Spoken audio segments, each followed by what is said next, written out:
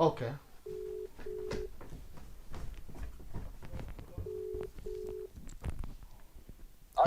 Agan na ganin mamin number empty. Mamin number empty. Kin start ning kati del bo start ngai ve ta kati dan suna zon na. E tu kwa to group ma ti kila to. Wi ji pen tu ke lo cho.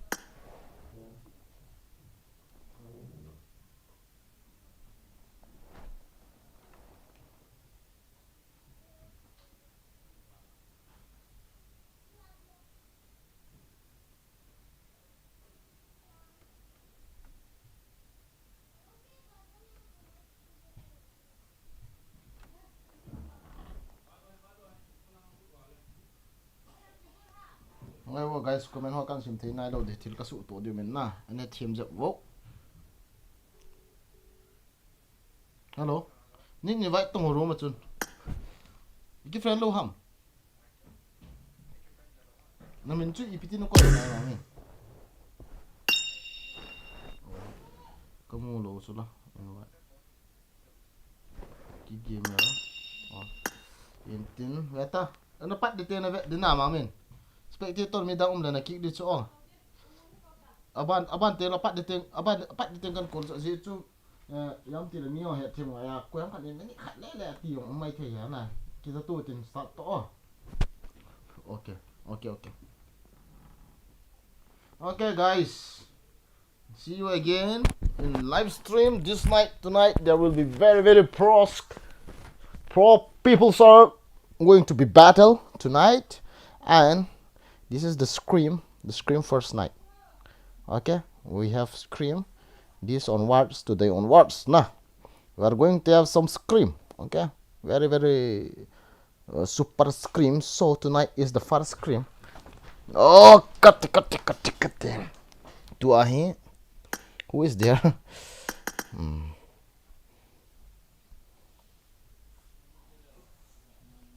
What? La ko duk nang kita. Okay. Và đi hiện khỏi với lại hiện KGG Kim Gaming YT. Hi, hello.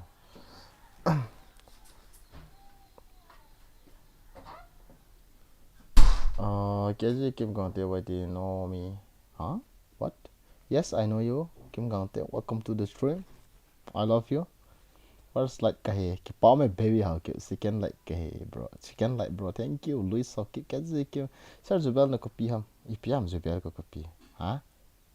KGG Kim YT everything first. Ipiam Zubel ko copy. First like Angu Levon. First like thank you. Good evening brother again. Benjamin how keep. Good evening bro. Sana ki gan light me apai ahizing me apai ta bro EP ni ki chu ham first na ti zeng oven. Kim nang ni ki chu cho my dear. I love my darling. Hi bro mama, welcome to the stream mama bro. Mary let Rose gang te chu ta san na nei na lai up. Ta nei tho na lai khai ve kang sungin kai lu na ven. Mobile Legend he KGG. Rom na hon god ha bro. Hon god he lo chi scream he oh. Amit sing sun. Room ki kha ta kon hello ka kha ta. Room hello custom. This scream ka ti chula jani la scream cho. Please subscribe my YouTube channel also. Okay. Koi tia. Ki room la. Kol ho a. Pata on chi dom but ta wa jong san gol. Ki channel na ho lai he ka vet le. Na comment he ka vet le na ho ke hon ai lo le na ki dom but na he. Comment sim ga sima hoi yong na ball po win na.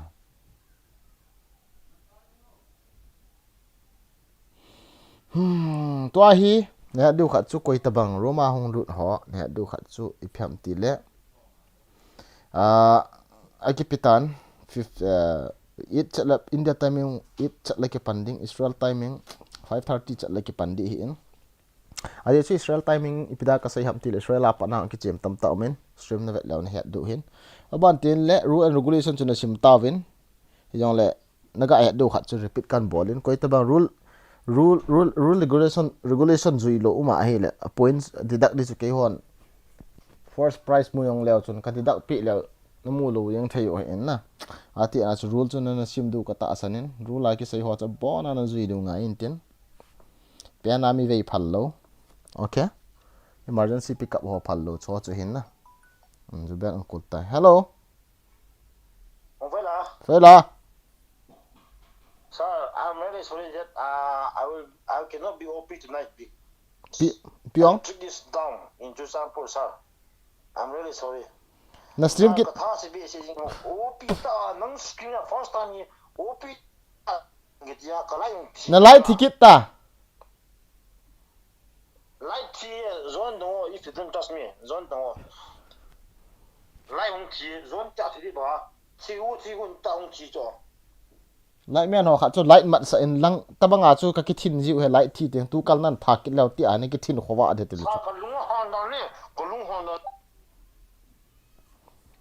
tu yi light tha pa na ma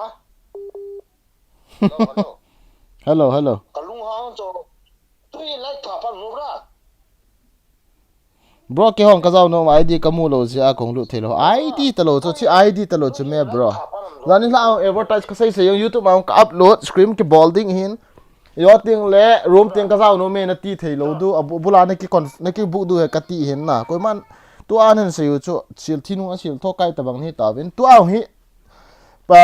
WhatsApp group link kan ta do di hin tin next a khu tun tha wang hello do a jing ni tha lo la kit ni tha wang ka poi na ki book pan thei kin we tai o screen hi ball do hi in na ki book lo wa le na ki book lo wa ai le screen man zaw thei lo do ti na he oh yo ten la WhatsApp link kan ta do de hi oh guys to information kan pi ni we oh slot on lo ata hi la on ta lo oi na pa bo zo ngai no pe pan pe zuber ka lai thi ati kit ta chu alva kyo nei zaw sa wo bro ke thu ta lo chu chi min aki book hi tan tin min aki cho ata cho tua a room om na khu min aki cho eta pha na hoi thei tel ba ge min ka channel saw out oh live ole Mr. Kam Gun Hacker saw out to Mr. Kam Gun Hacker alai like thi thin like beauty guys let's zone opa bro zaw thein lai ham slot 24 cho mes pre na to akita no ha ta no bro like chi ka bit down there zone ipiam ke download mirama map chui la thu chum ya PUBG wang chu ke download hi wang chu short di hian na sa map wang chu PUBG le ding khon ta su me cho oh PUBG le fe na tang ki se wa sa ka bit down there hospona to hi triam cái trái không nghe này không pui cái đó có on thì là tôi mình nghĩ ngabo cái bắt tao ai phải đi nó mà sao ho cái khai không to cái pui thật sự hit be giống là tôi mình nghĩ ngabo cái bắt tận na hung leng ngà đi cái sát lệ lệ cái mình nghĩ ngay đi hiện na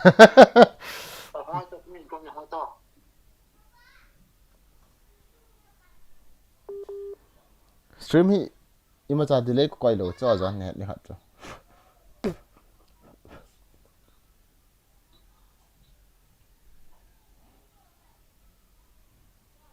chỗ đi hiện là ngày chúng là room hè không có mà có miệng đi hiện hello slot 24 test quay tiền hiểu không hả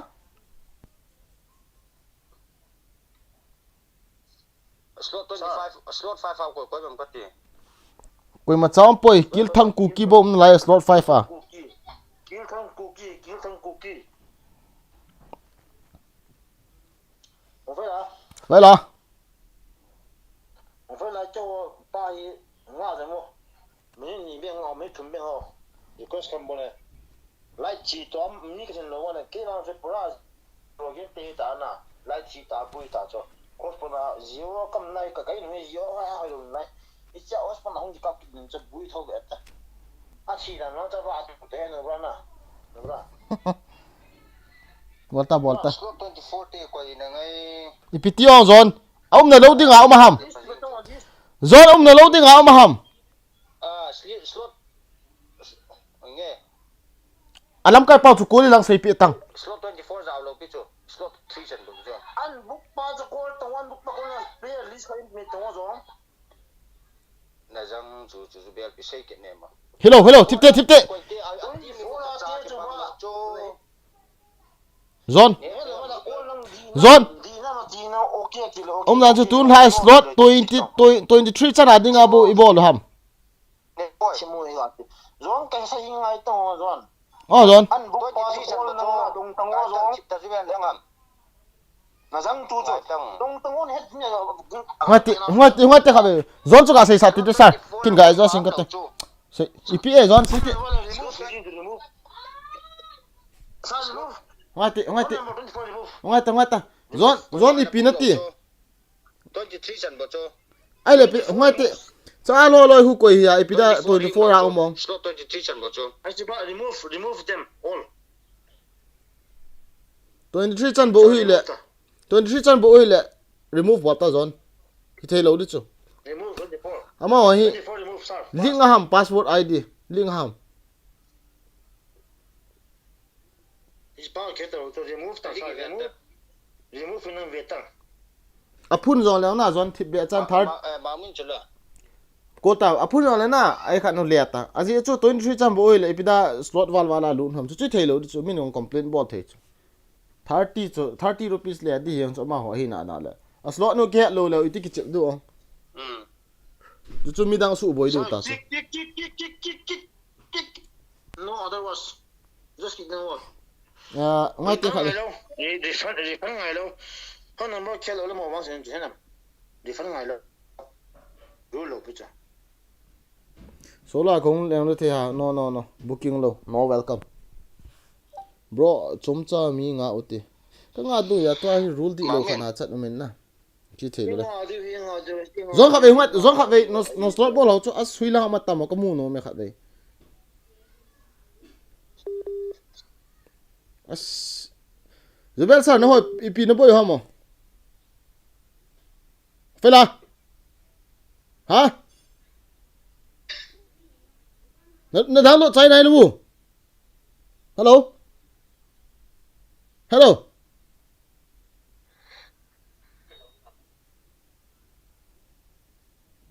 mau min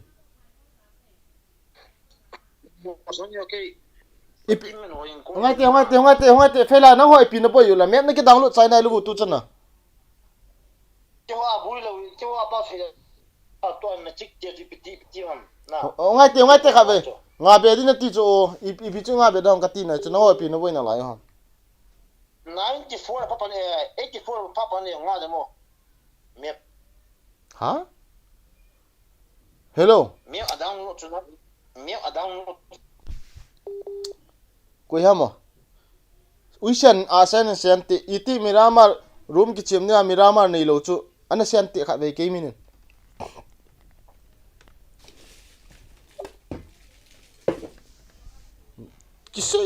kisai ya puta map ki download kit ma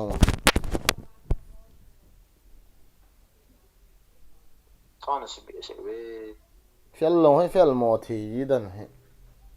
ai mi te nai di re cho hai ho lo chu hi chu na sa evanga hello stream cup dinga ki go na le map ho se tik thak nga download ngai sen he na ngai chu me to ai la ta 24 te chu oi lang geu tam ki ngo tam na ba asial chu ta lo pi hello na guys scrim ti ting le hin book men ke ball chi hin na means do na lu kha thei umen ati na hi slot hi ke ball 23 chan bo ke ball hin 24 ra mi lo hin 24 ra hong lu lo gin mo thei chu mi chom he ti ki yang thei hin na fela sa no mo sa tin ta ke na ati sing ate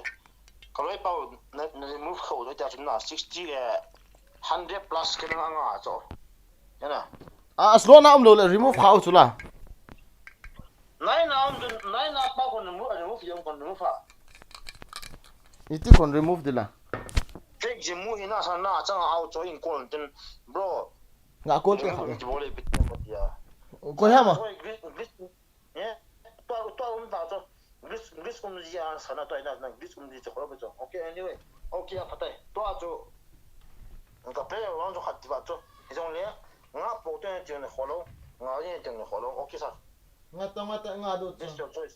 vâng anh sao gã kịp lại aswat cái sẽ lại bôi lù du ông mình ngã lăng tôi mình thum lăng chị ta cho hello à bôi bôi này kêu tôi bôi là hồi mình đang ngồi yel bị ra một ngày anh à iyo mama ami mo ai pan lu na lilo cho on screen mo lu ba repetita mà mình không ai chơi mo a zo bel te ho mi khan in map cái download tu ai mà mình mi khu ông đi ra đúng hay tam cả hisap tu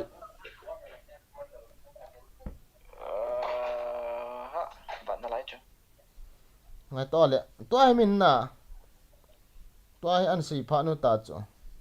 in nga jam vote ti la comment ho a ki ho phat ta cho ba gin chu lo ne ku ham pa na ve li li pe na ve li lo het direct nga 0.5 buck deduct het ti cho ni ki no na guys purom code e sei min thang sing sit no tu na ai a ki sei ma banga jan ra au chu oleng lewa ki peng hi tan na jing tha pa na free custom rom hi loading scrim hi ding whatsapp link kan ta do hiya jan ra au chen zone win lang jing la ten scrim kap nom hon in ki bung win ki ti hin na felon ki bung win a hoin na in pi hile felon ki bung win a hoin pa min a felon chunga ki pa thu ki sein ta random ta hung du na room password hung thum yang ki thon lo ta ten du a vel a jan la chu na repeat ka bol ling hin tun la a room password hung hol so sorry na ipi na zau nom leo yot tiếng le hin ipi kan ta do de ham ti lo whatsapp link kan ta do de hin tiếng ko lo whatsapp honan join du next room tun tha wang hello de jing ni la kai po ki ni la kai po kong keu do hin to hop to sunga thum ve ki bol de ki ti hin na tun la screen ta bang ba he a join ma sa cha cho wang pha yang hin na ati a chu no join gang chil chal du okay guys panjing Mamin Gay Valta dapat tam okay apa kasi mga chu ke hin na okay Mr. X cookie Amin kan udah ta cukup lebih time 8 ipu ya 8 dapat ngaco Gay Valta cu time pada 2 minit dekat yang kan itu piu ko ngana lu do kilo ta no bra dia bawa phone nak kita gorom pat ki di la zon na ki pai de witsa mi na pat ta chu aki pai ti pa chu call hona dia map download lo phone na saya hona le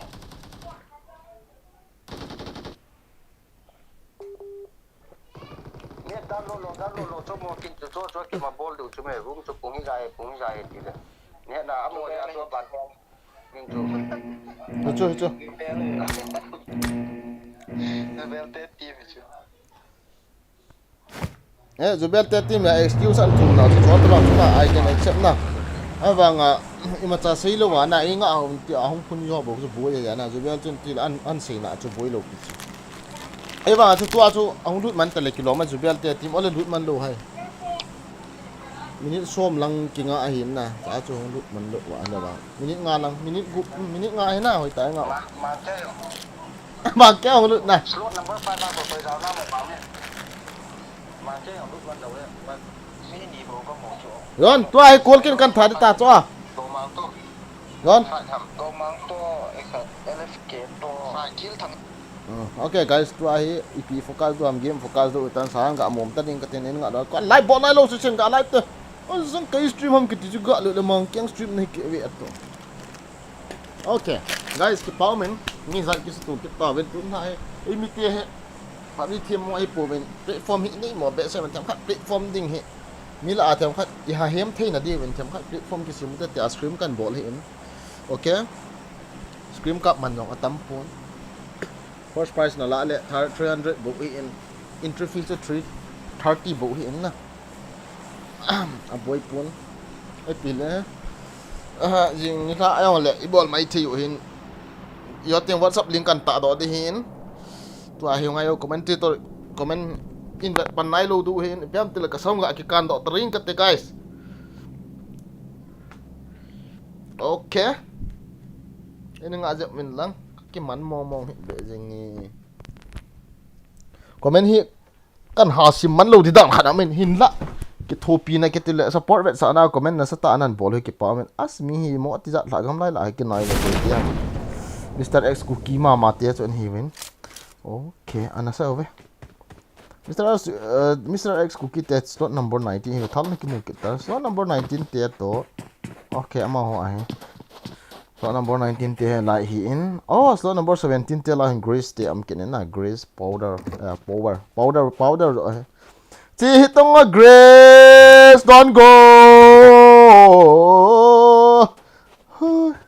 apa anzil te ta ne grace as grace why are you going in open space khat no mu di lo na okay let's see grace powder mutan grace powder apa no an mutel kilo me guys okay grace dan si miss ko ya you are doing very it's like vina ka thiu cha sala an mun na ke fa em lo ji in grace te ga veo to loi pa long ko min right slim simba mo hoi li even na okay grace ga veo to pro z bro in sante in kitchen me to matha ji he beta I fair scream about ball stream slide I fair ki chim lo ha I fair ki chim lo ki cha oh guys grace is gone Iba na changa pin ball ko dam aloi ho langa ko min grace tu chun number amy 10 at side of tavin so number ma k ma mr k ma jong na satan nok achi na as aloi le wang khoi dan wang chu ka ve na le ke wang khoi thi be pu 17 ten an zep tip tavin gala pa din sial thinwa sial thon kai kana loi nu na loi pau na ke tho pi du chu la I pin ball la tu a kai ti ka ten na so okay mun khá đúng vet shot đầu thì tôi stream sai mà không thể hiện là ngay sẽ vet là ngay mà vet đầu tiên là ngay cuối nó cái phải cái này tam nói về thế gọi là Hugo rom thì lại muốn hiện nó về tàu hope skyway hope wizard hope side love hope now sen thì họ nói online hiện cái máy bên là slot number 16 thì heaven okay hope tiếng lại hiện ông về hope tiếng hope side love mà hình ngã miền hơi ta bóng xì và xì in nó mỏ nói xịu quá là nó bùi đủ không nó mấy cái hi này mu em nà bu chọn pa chọn thà ngay lơ tập sa belly se cheng nu tập băng cái hi này mỏ nói se dan ta chanu okay man still lai an sa hong ki til hang na hong le choe go me guys we can di sorry miramar this is called tu chun hop skywin na sa ten tang pa boy tang pa boy tiang chun hop skywin chun nok ke tai hop skywin na sa ten to kon finish nok achi in nok finish achi in okay tang pa boy cho revive thei u hin hop te to na sa ten cha hop te visa na sa ka sun visa tu mi kha nok kin a finish pai tan visa ka sun M16 power the power of M16 okay wizard got wizard nói là apa power okay wizard oh my god side love in tu ko em khat en dog in wizard kap to pipa go phal ipiam cho an nok ke tai tu ahin wizard te hi hope te hi sky vi wang cho an chai ta vin hin la hope now sen hope side love hope wizard na lai we guys nung neo po te nung neo lo ta ke chim do am ma oi chi ho chu pro kiti chu ai ferry yang he ting pung kal thei le no ya vet he ti chu an thoi tai phat anei lo na ma yang he ai ferry yang he scream an vet thoi yang dan e pi le ama ho next day hung lut mai the hang guys okay patan ki chim lang next game na ki chap ki do hin na point hoi the la top so win lang okay 2 and the fighting could be 2 in 15 and 4 spot oh my god tu hop now set also knock at chen tang pa boy chu na sat now set a knock ke tai tang pa boy op tang pa boy na ball full at point number 2 oh my god tu hop wizard to revive a chi tai hope now sent to revive chi la kilometer wizard and nai lun the side love kiti to so na ma side lang khana hong hidare guys okay tang pa boy why are you staying like this bro if you stay like this you are going to be very danger place because they are going oh my god tu oh my side love also knock in hin la ko ha mong finish tu Oh my god, tu chun sai love aga nok zo chun ko em khat chun tua chun. Oh my goodness, tu chun nok achik la fighting khat achik in sa in ga ve hotel lang hin fighting khat chin I pi la hop tia sa ball fu the eng we ti khat chu ga phun do hin tin wi lai ta mo fighting chin chu fight ti la ki delina ting eti ala na ki ting to na ko ma zam do lo fighting na insan te chu stream velo loi ho fon zo ki ve zi esa ha what okay anyway I don't know what you say oh katalai ho mi khat slot khat na lai ve lai hen slot khat na lai ve cha hen man son te na lai ve man son ho bizat ten na sa ten an kal dot ke man ama hen nun thiam papa David gaming YT na sa ten ma han pan Allah ven guys hung cho le de hung ko rom pan de ki che grom nai lo ong sa ko long thai phat ding la hung hat lo to ko tin tin la hung sot ja la to ko do don ting la gabar sing to thai ong thai na so le ya na me kha dun train nong del khel tuk ati tua ki del dan nong thai pat ti lu hi hen na pat lang ni na to ko ti to ale tong na do hin na ira to an ti ti to yong na man lo hi tan na hung ki khoi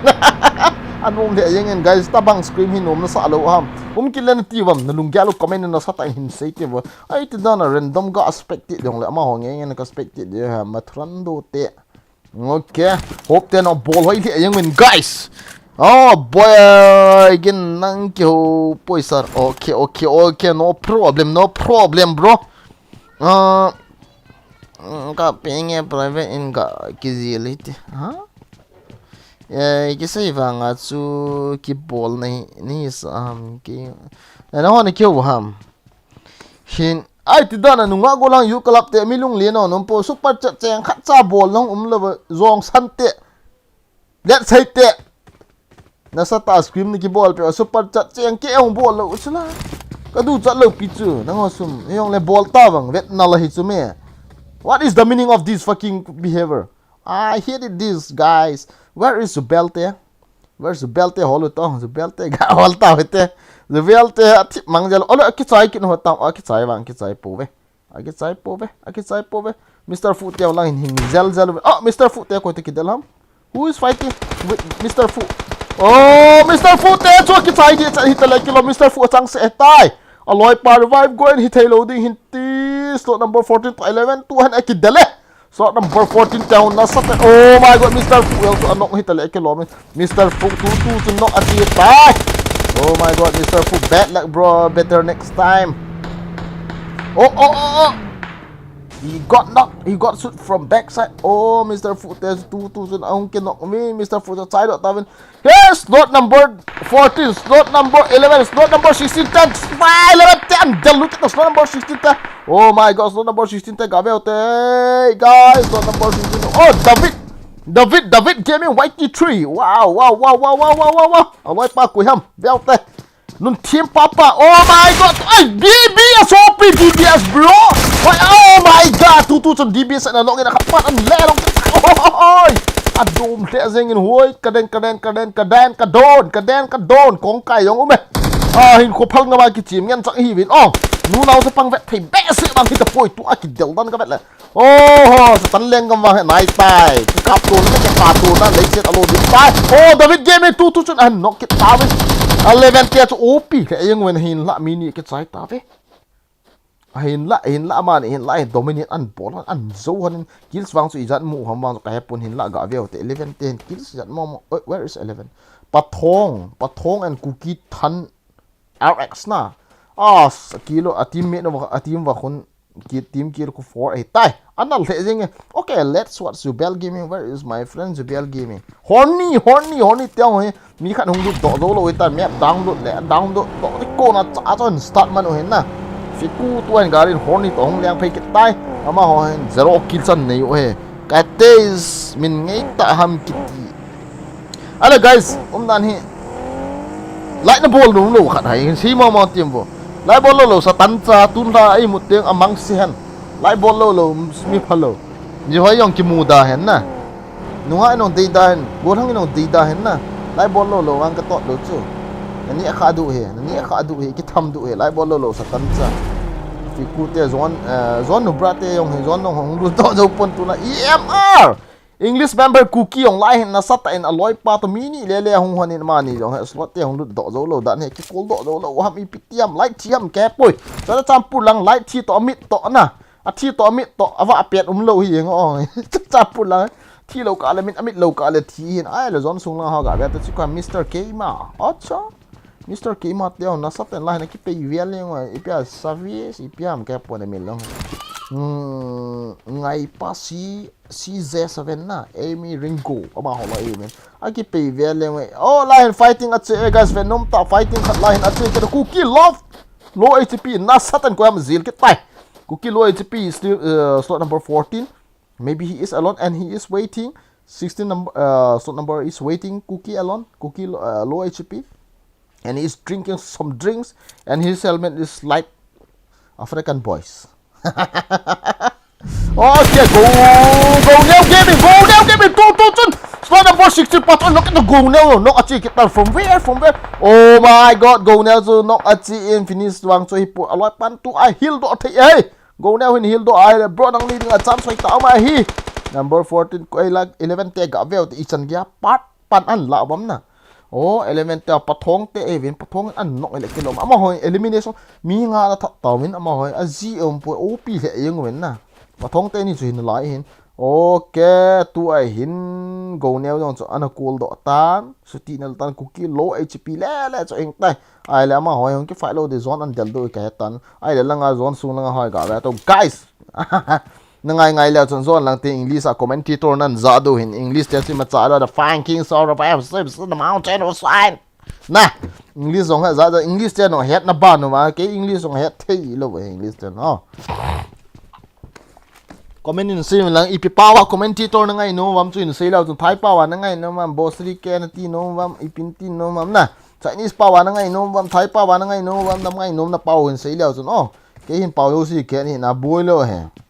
thai paw na ti na khak na ani na athum na nong thai ma thai kap thai ti na thai paw yin Chinese paw na ngai na fei la ni khoi la su sai la fu fa fei na ti yong la kin ai hin na boi lo he guys nhưng mà nếu nôm này là đồ hình là scream vàng thì cái thiệp chỗ này mình đủ không em te mo thui lo he ku kite on na sata gal kap thim ngen chang hi vin in la biran sing ki chip na ini wen chwa kapu na di to biran sing bom na se thip bom se li win nang mi khaden na isra pa chom cha hin bolo okay manishma beseder na I call beseder aksa of the streams slot number 10 hem po garim hem osim po hem manish na ai kit yang in Israel pa wang boy pon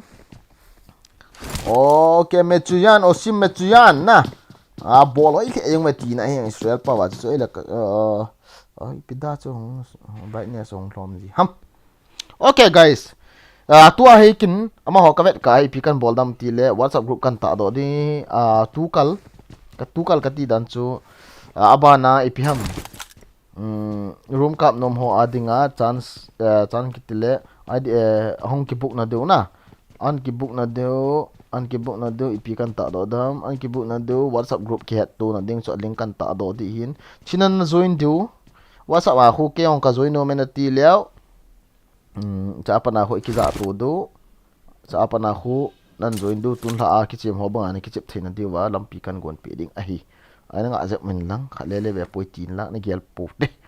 na ki chep mo hai so ke in hin la ki chep gol si a chu WhatsApp ka ti tho WhatsApp ki chep gol si ji na no bhat di mo hin lung neo hui men la kha ve nang ha de kha ve le ma hat din hin la su pi khat chi ven ki ngai lut tai ki chep du WhatsApp group kan ta do tan cha khot na ana join ven lang so kona join do ni la aham atik ni la aham scream hong ki bol de pen kona na ki book thayo he okay guys na hoding en nong a hoyin keding en zong iphiam ti le keding en hoi puina thing pena ka se chiang khat nong kamu pui en la nong hoding ka gial na ke i PUBG ka thep wal na e khial theimam ti hi scream balding wedding ke sanga thiu mai le ke PUBG nga de tai ka ti hen na e khial the kamu be si nai pun okay line hari kong kai kit tale ki lomin guys ko ham kong kai oh my god slot number 610 kong kai kit tawin So number 6 te cookie ninja you bang no te hung lang look at no bang no zo hung lang look at na bang ko no chit ham la kai pon okay is you bang no te hung ke split no men na satan you bang no lang apa ko an flank oh my god tu sai hunter dong tu na sata in Venom colony nan knock it by oh hero hello inferno cookie na satan god na satan HP lo and tu ahin oh team slot number 6 there too okay side it's an bang no an flank in bang no te pala sala ma scream cup jing even na bang no te squad to OP le eng win tu ahin ga ve te galapan oh so number 6 there to ni thum li even khat ni lang thumin god knock a even knock achieve khat a finish win thum a hing win khat ko revive in khat mang ko revive man lo de tan bang no ke pe ga ve te khat ve I ta bang ke pe am bang no win arase guys bang no is on fire okay bang no win bomb aga aloi ka win tu gel net aga asat ka win to ai no farno na satan lang kon an flank nin la pa ngoi sai yong he an zap cool di le kilometer so hey also very low HP 1 HP yong hit po inferno an zap ti tai oh ho sai hunter le tuan hing tai how he defend sai hunter ga bel te guys oi ka be man ta po accident ke pa a he no te zap cool ke ta ma on kill li an ne ke ta ball hoy le XXXY oh seriously welcome to our XXXY OP in the chat guys XXY OP in the chat guys seriously the bottom XYOP got ball too take to come na very XXY OP got ball the guys seriously bro BGMI I'm global with KR no BGMI we are not related BGMI okay BGMI to in kaki relate boy ke ai cái BGMI các cái chip lộ gì này thì mình lang global care hi on chứ ai fair and light ni về ai mẹ gì at về chọn xe nào chọn xe tung tung ra chúng là thu cái tan đi ok rồi bây giờ light at thì boy mò sao light thì giống là năng là thì này lộ pian à ipin luôn nè light thì vào năng là thì lộ là luôn nè nó đi lộ pian where is Zubel my friend Zubel horny nó thì cái tam lệ nè horny thế nào where is Zubel hope tiêu nó sao tận hình nó lại về Zubel thì tao guys oh my god 42 bộ hình tay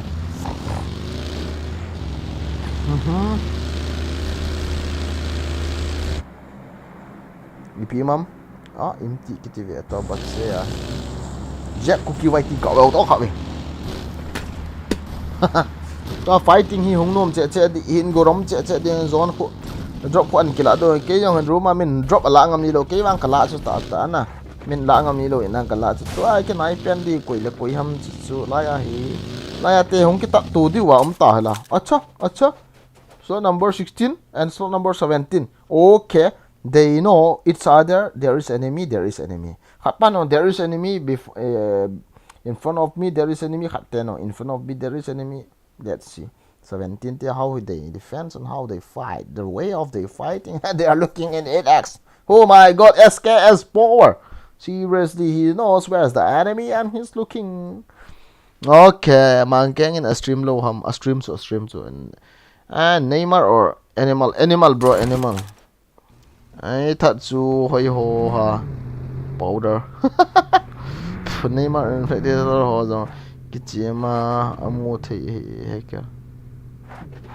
time he welcome and thank you OP len khong sai all to OP in the chat guys ki pa me len khong sai bro min support idan ka thasi chu ke ti an support iten la $44 super chat nen bol in ki pa chun thu no chung kan sai ki pa waling bro ki pa waling sum cho ki ti yong ai pun yong a vet nal le na stream ga ki bola one in via super chat ga om zilo pai ga ve ti la nung ha go lang yu club te lung len lo ham ti yong ka giel yi ten le nắm khách hi vào nal mò gì đàn hi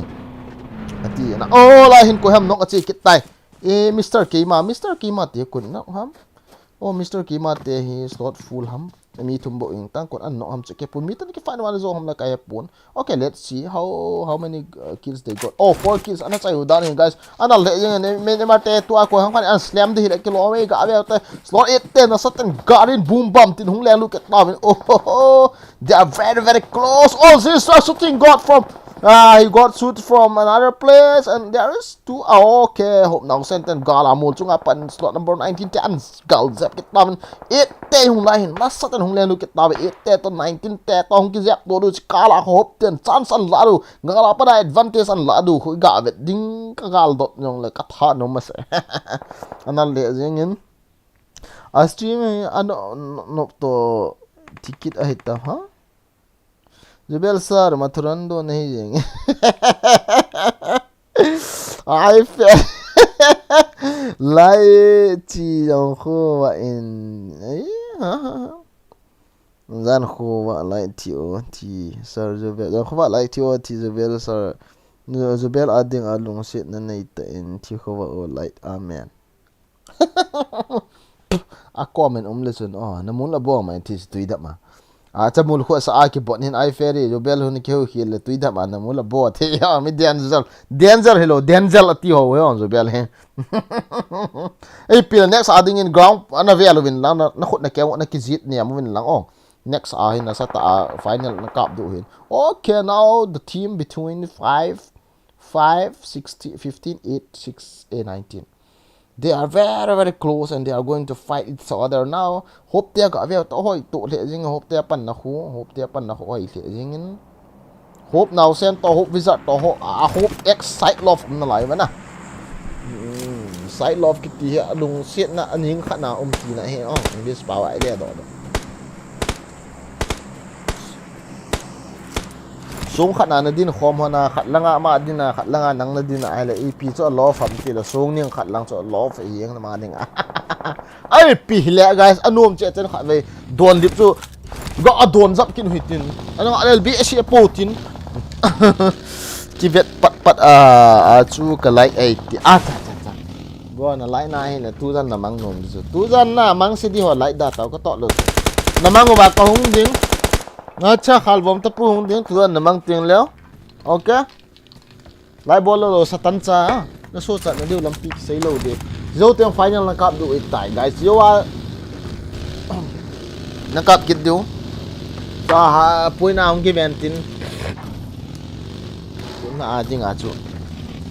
this is qualify match and the second match is no qualify no EP match only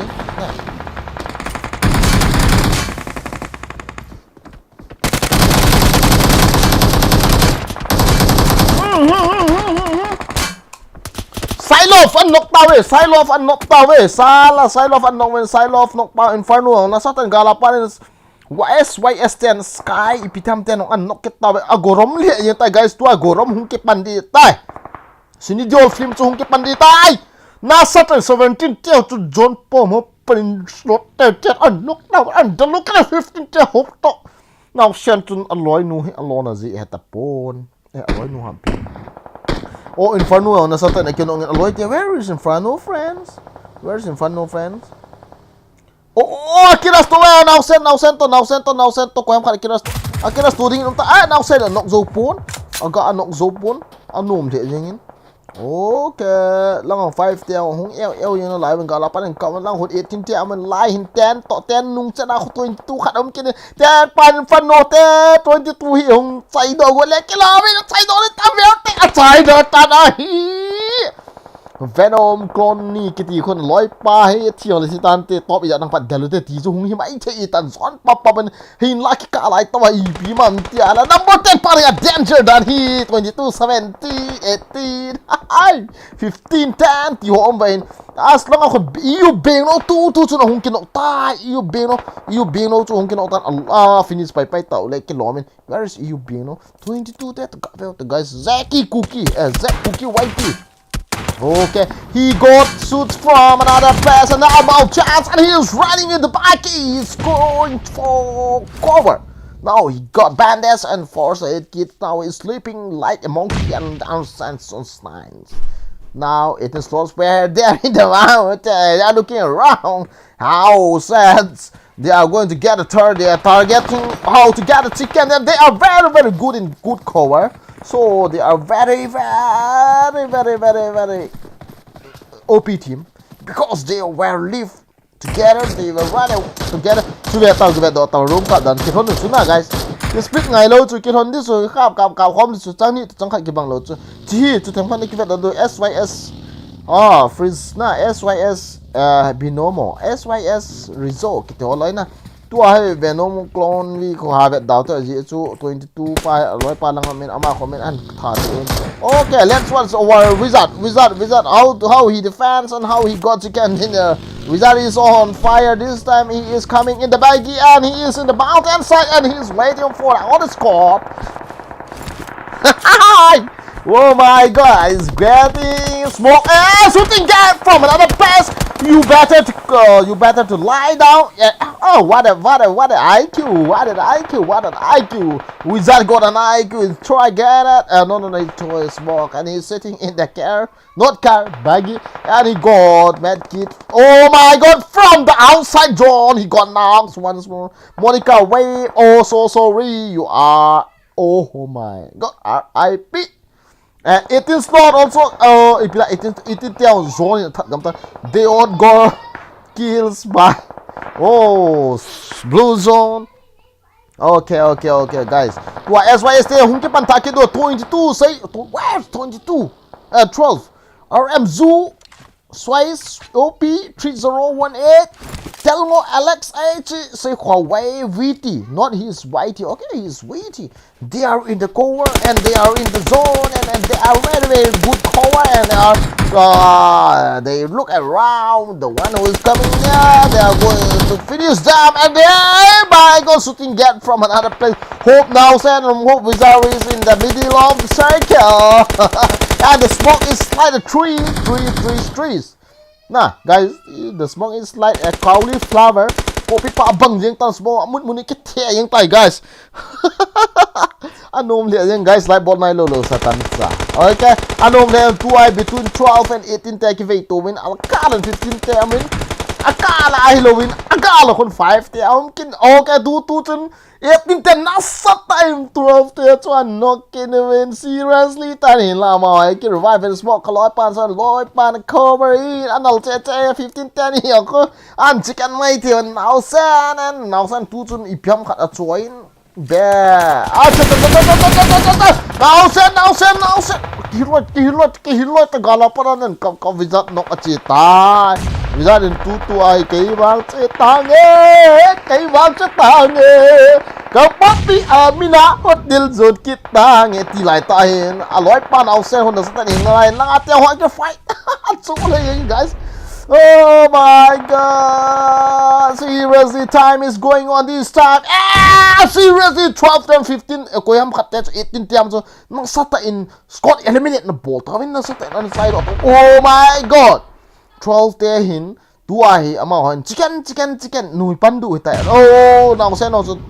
now sen 1v1 hitai tuai now sen 1v1 the ball ti hitai AVG ham so AVG go mang FVG go mang so akenong a revive in ev kill thang cookie na sa an hing na line a ki revive sai ta when now sending a hung boy taling til khat in tan ama hoi zone no hipon hatte ho zone hipoi hi zong le now sending a boy dan ni akala cha khat wa ku tong cha khana am kha ai in a boy lo na khat ko tonga je na hi khatia ho an nai lu ngam lo a ji zo ti classic ile ki del lu to do now sen ti di ta ni la rom hi na ko ti thei lo rom hi te le khat la ka don ki del lu lo tu now sen ka a lu now sen no la nga cover hala la nga chen an sai ki ding da kha now sen ga boy a ye ke na bat sa ma hi oh my god team slot number 22 te khun na sa ta 12 te khun na sa ta tu chung an ball cha du dan khan num tai next ading in athi ho to ready ne ki ball win lang IDP hong pai ding ai tai ti on na head du ngai. Oh my god, the time is coming to rush and boom bam time 3 race 3 there is 3 slot is fighting between 3 slot number 15 slot number 5 and slot number 12 are there in the small circle and now God kills. Now send God kills. Now send die. Now send is God. And now the team between 15, 5 and slot number 5 and slot number 12. Now they are okay. They are in the middle circle. They are in the circle and Oh my god, who gonna be win team between 5 and 12? You can predict it, guys. Oh, tu ai na koi hab diam ti chu comment anan straight thiu tai. Na satan smoke asamen. Na satan gun a comment. Na satan bomb asamen. Na satan smoke asamen. Sport a po na la eng ka te Japan gal chu ma chai lo ri dan he. Oh my god, who's gonna win? Who got ko ham chicken dinner to? Oh my god, every 10 two jun chicken dinner first match chicken dinner an la tawin ahi ai le FVG kill thang cookie in na satan 0 kills amu in FRIZHT na satan 7 kills amu in FVG go mang na satan 2 kills amu e mo ho chicken dinner te chu a result ga phongatin hin chu hitain abana hi ka tol to koi koi hi nga koi koi thia koi koi ipiam koi koi namsiam koi koi piam ti ga veu ten all ga tol ten okay na kills na ki vet 0 kills seriously na ei mi te room na na chu na ki chat ye no wa ne ki tha tu ngam lo wen ki ball to ta man guys ki ball to di chu me na lung ne wa ham okay ai le next ading na ki go pai ki na lang ki pau min like ball na lo lo session like ga ball comment nong ka team pon commentator ga ball dan in la ball thei sun na ka ball he nin dem vai le ngai ki mai khod du he ki mai meng khod du he tion so kan phon do hin ten okay guys like ball na lo nom kha wa le na khod hin tung bo like ball lo sa tam cha ka ti sa sa tam cha ni yang du he like ball lo sa tam cha it 200 like pha nai lo ha mi so 200 walin na ve ven like ball tau guys like ball guys like ball ana so le yung FVG te na satan dominate an ball tu chung he na tu chung game pa na satan an zero win mi na sa chi wang chung ki tu le wang km 200 lai ti phalo lai ham 200 lai ti phalo lai ham mi pi te pan la dan ka ve na he anal mo le lai ball 200 hit tel bo IDP ung ki send there guys IDP ung ki sending pai ung ki send pai ding itan 200 lai phalo ai boy di he subscribe na lo hon subscribe na lo hon okay tu ai final match kap do hin koi hong na ki zit tao hong ngai tai ai pi hele anom thi jingen nom na sa du ham kai pun kin nom ka sen abi chu na zaw le chicken di chicken abi ji zon zaw le nan pui char bai du na chicken na thi pai du ta tu ni sra ro ma ik ket to kit diu he again ki khat to do ma ki jel do ana nga en ong lian lut de kong lut akon ono na akan ball hi e wa gen anal kit tai lai ball lo sa tan cha lai ball 200 long pha na lo awal tai ki pa me 250 light target guys seriously okay seriously this time hello zot lo na mawin pio hello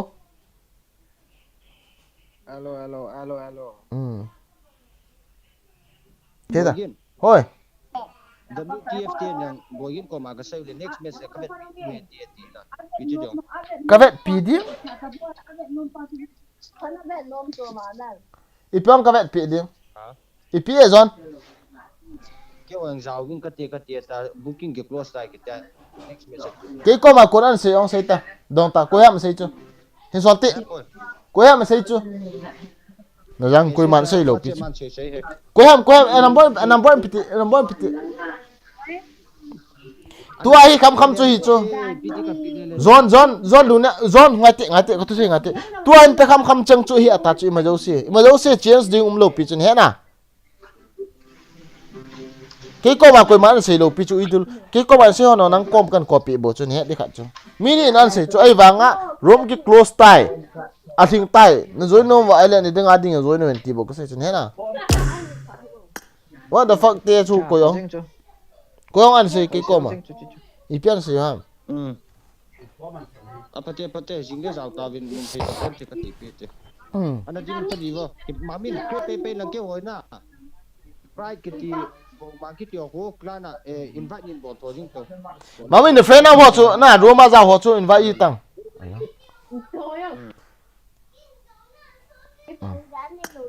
okay guys next adding it naki go chik it oh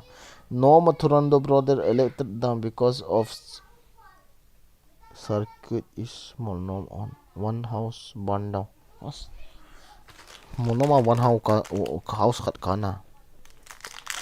epic commentator guys comment comment suna commentator ka bol dan sin na sa na wa mong sin sei taw style zat thum ka nei cho comment bol dan mi hemin na bo the na za ki nei cho commentator ka bol the ka ti lo cho chu na ngai no lo na tu a him slot number 10 slot number 11 to ki kap tu win khat athatta win tyang ko sei thi so bo lo cho lungelo sei taw na ngai no mo sei taw na de sei taw ai ko ya mai ni vai vai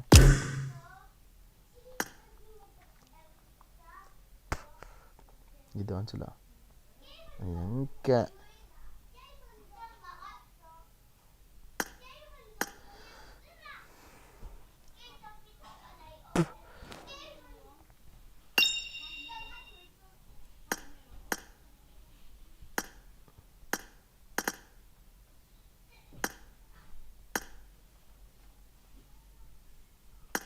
na na na na na na na na na na guys lung sit tan ga to le to tu in light ni ga ball pe vela next next scrim azau nom hon na whatsapp group ko na join win lang entry na ne ki ball wa aban ting le scrim na join thi he ti yong so kan he sa ni ba to hai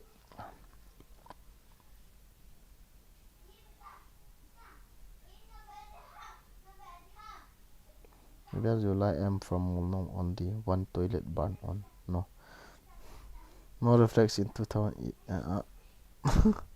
80 plus ms ping sir rang nanal nang sir nang nanal pe ni hin kho anup ke igen acha minal ke ni kho no me lo cho kinop sa ai bo chu me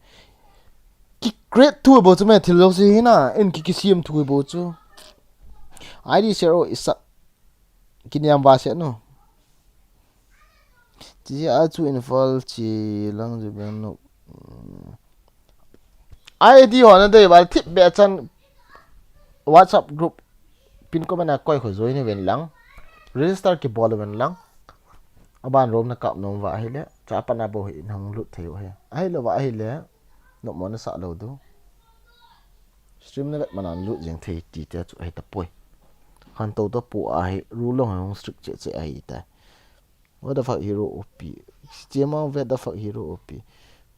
pu I am your biggest fan acha simin thang sing si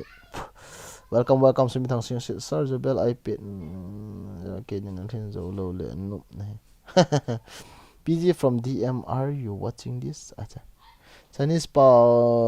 tilo adang wang nal zo hi be thoji op ge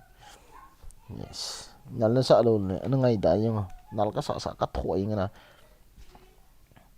agngap sa open challenge so very open challenge mi hol kita broken nang ki chebu ki ben ma ke hial de ko hol lai ta hen ti khat chuna na het ngai chin he na ke hial the hi ko hol lai ta 9 a ki pan di hilo o chi hi israel hilo 89 hi na 9 a ki pan di so i khat time he cho india timing hi na chi ya ta india apung ya ta to a 12, 13, 14, 15, 16, 13, 14, 15, 16, 17, 18, 19, 19. As gyal tabang talo hula chi. Ngai 19 kiti ba so na. IDP hong le hong lut do yang ta chu. A kholo pi chu hong lut ta ve taw gyal tabang ta lo game ki chai wa ye na chu. 19 kiti ba chu. Ngai te mo ba ga calling ka te ga kyo pi win ka te.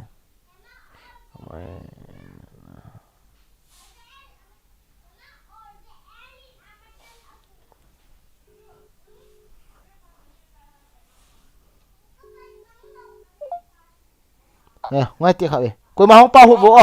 thibo to kin se ka. Hello. Na zon 1980 wa na tu ai pung ya ta mo. 19 chu i kha hi chu la pung ko ya na. Hello, tôi nghe na, mình xóm le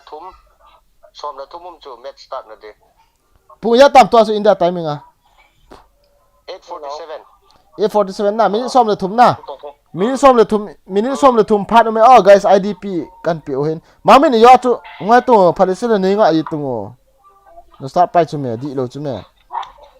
He nge na ball chu hoi mo lo pi e yong le na. ki za tu tin start no te kati ten le start tungo thu se la ta nei start khom yu chu nal do yi lo chu me e ko lo tu bo gi ni zo chu na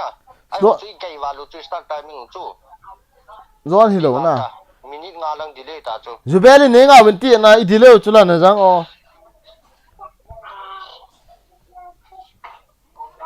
ta ko me na tu la so wa so pe le kun ama zubeli ama hello na ma me kin kan se di chu ai wanga ke sang nang ni in slot number a full lo chu ne hon dia a full teng start to kho sa lo pitch ai wanga zubeli nga win ti a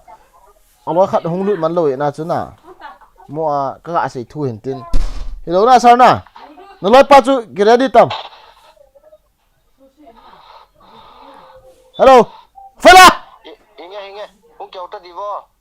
phải la hello na ma min mi thin le start the chu kho lo pitch mo ya zubeli thin lo na chu 那是嘛，前两天不行啊，我说嘛，我就说，俺妈是母女啊，也不搞的，也我说嘛，我现在是应该的，我行啊， ko ya ma 我给其他人有什么？ ko ya ma 跟我说嘛，跟母女那跟我跟谁的？啊不会说这回来飞了红爱有这住做微博呗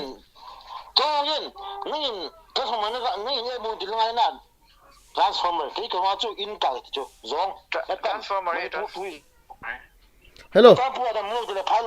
Ngay tiếc hả vậy sao? Ngay chụp bên sao? Hello, phê la. Nó Scott number rồi tay. Nó slot number rồi sẽ tiếc hả vậy?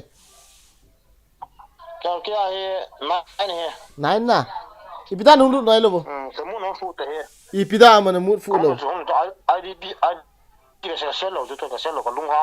Xiên tung ô.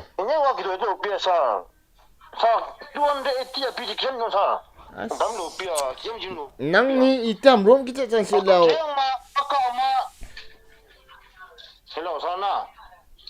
Nó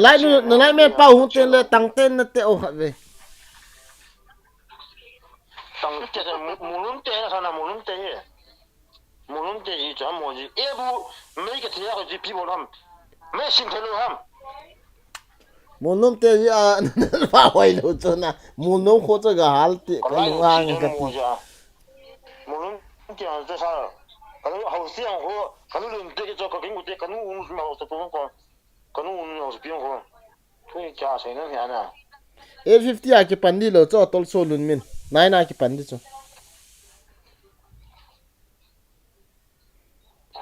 Này sao?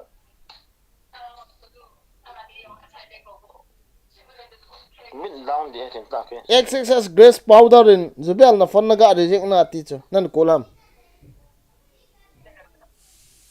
Cái thà rồi ít thôi yêu nó thà chứ. Ko ham nunga ham. Oh. Ai cái fan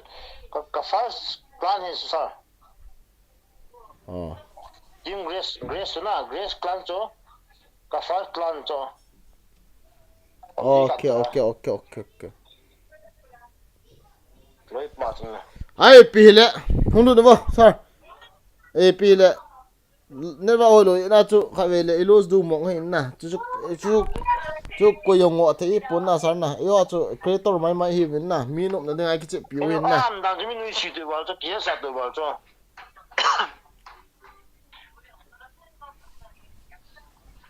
Okay. Fela. Let's go. Cái bên nào cũng được. Cái nào cái thao gì? Ôi cái nào sẵn đi đó cặp cái đinh. Bạn là cái biết down để cho ta cái biết down để cho. Kia thi mà yo kan hol le na thi do ta an ten ba no mo ka sai. Tu anh đi số đó mà mấy số lần bị bị rồi đó na. À thì có hồn mỗi cái rồi. Cái đồ mà mình cái nào cái đồ mà mình. Phải là cái con hồn lê. Hey, comment lang mi ga reply sa sabi ngo okay oh. Ai chu stream ko bol di no. Fela. Live stream ko bol di mi reply ding hong. Hello pat di lo reply ding ga reply do ngo oh mi na. Okay, yes. Okay. Understanding ne utte them khat. See you. Bye. Okay guys. kêu cái cả lại bộ bên nè cho bôi bùn nó đằng khăn ai pile rồi biel chu lungan sa he wo khat teo si pu ai di chu in share leo chun ki tam pai tan ti share ai sak angol ni khat ne ya ve understanding ka nei di ni mo sei ta tang aban ai chi scream he ka ti chume iti nang ka share da apang ding ding bu ki share he chu cha ai aban ne sei bi ai lekin nang kan share din hi ta cha mon nom ho ni ham sar ju ba brazan pa big fan zong dong ma nei lo as lung nat nom ne na min chu ka jun ka thang ai ti kha ko ya ma cha expected ra hom he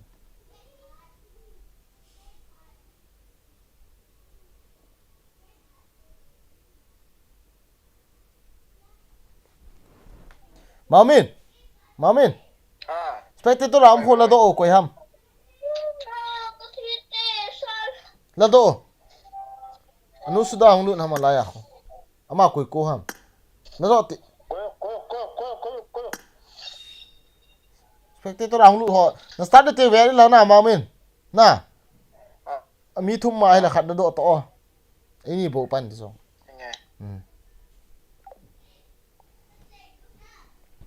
ngay xuống cái thang nhau ai lo bol po to scream hin na ki za to dio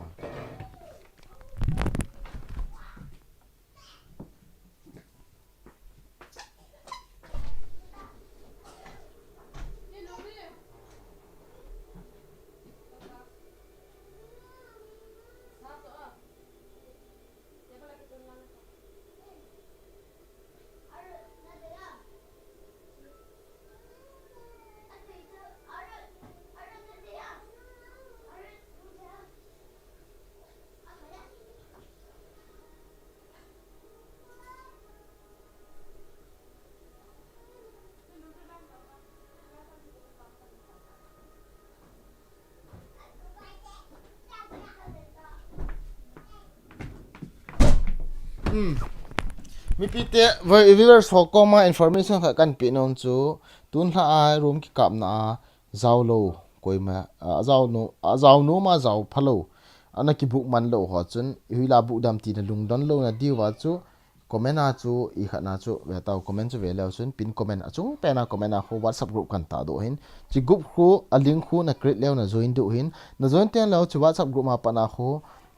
next scrim na scrim tun hla ki chet bang wa he aban ting le keong kazaw no me na ti ta lo na zaw theina dinga cha khu whatsapp group khu na join ding whatsapp group ma pa na ho iti join de ham scrim hi iti bol de ham ti na ki do ding cha pa na khu next scrim te na zaw thei de tai tun hla zaw ho hi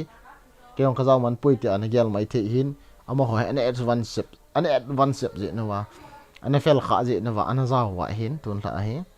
no aban ting le tu a hai na join lo wa le whatsapp group khu na join lo wa hai le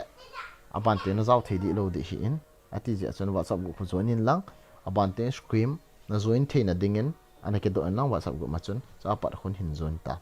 join win lang next scream ting le no participant hoi ta na ball the na dingin na zaw the na dingin hoi te whatsapp group join win lang okay tun la ka zaw no me na ti ta lo na ti banga hai next scream ting le ka zaw no me na ti ta lo ding ka zaw tai ti zo chadan sei the tai ngai chu mi pi te ve ho tun la zaw man lo ho adinga information na sa ta link khat kan pi ho na chu khu whatsapp group khu hi cha ho ki za ma ton ding khu link kan pi hin chu khu hi in ai pi hi le ki pau men guys like bol mai lo ho nong na ga alai tawin ki pom the eng alai lo lai on mai the mi a pat idp akela o he kilo me ko em ko ma team 19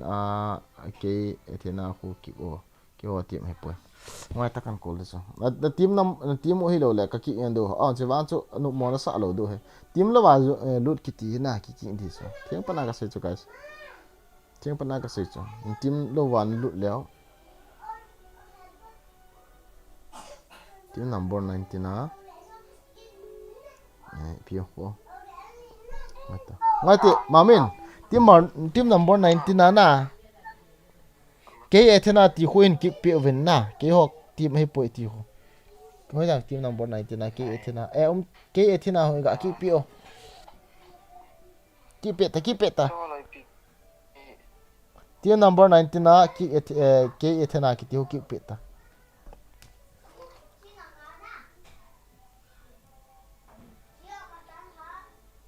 na ki ngai chu cái này ông ấy là do aspect đang đụng chứ là pa chu pha chu azang abola ta chu mo lu nam ko ya pana ibida mi apana id ni kila awa ibida nong lu no la ko ham complain ball no minute ni kan pi do chu guys complain ball no no mam kyo ti min hello khat nong lu na ti theu chu kan search do chu mamang id send please mamang kasai ta chu la bro ibida na sei sei yang hammo abe vela ki sei ta mafia faro gaming ibida na ona sei kit no id wala ki sian lo diso last ho aban no sa id thum mai le no mercy seriously guys no emi ke yong mi ko ma kinoi se potong kinoi se na kan la ke de tai then ku ki ko athat 30 r 30 rupees cp kan bol di he slot number 11 pa ko kita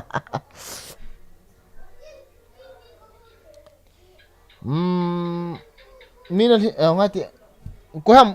atai thing nai ro chuna ma men na minute ni ki ba chuna mi iza ida mi a thing diza no mata momonga e hung du nai lo pi ngai mi ngao mi ngao ta bằng cái tay là ko ham tu a hi guys a complain nom chaos ti ma slot number za na mi ai lo men ti no na ti nom vam na ti vam ha ve kan nga do he you have 1 minute 2 minutes to complain the one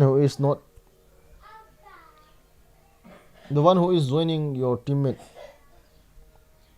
chat di he alo thelo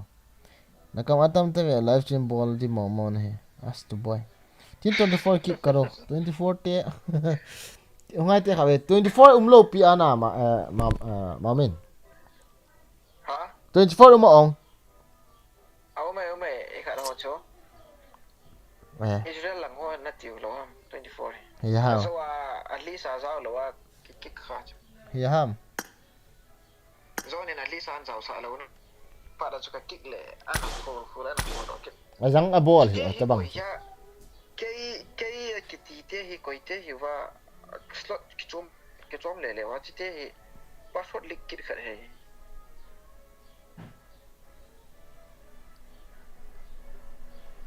ke kiti ho loi ka he ipi ang ke kiti ho loi he ke kiti ho chuna yo chu kong za du ta full tai ka ti pi cho in ko lo wa cho lo chi ti da na hong za wa ha ma ko huila pana password id ke la ola chu thelo di chu me cái trên na giống cho cái kit tai na đang ai expect là khá đông lụt kit tai kiti azang abol ha ma cho lo he aya la ban ti la ka book sa lo di chu ui chal gol in noi si ta leo ka tham di chu bắt thầy ta hay bôi em là lo mata le so pin eval allo it's been a while a full ta ngai te 24 te mi hai ki wat na ma me ngai te kha be complain bo am lo na okay ma men start yang ngo kho he start den ta na payat pata den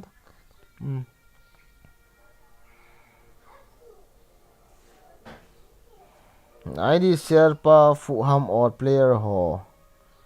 ke ta lo na ke chu ti in invite na ka lu yang ya ID lo he na ke ding a chu ke apa na stream apa na ID ma cha lo di ya na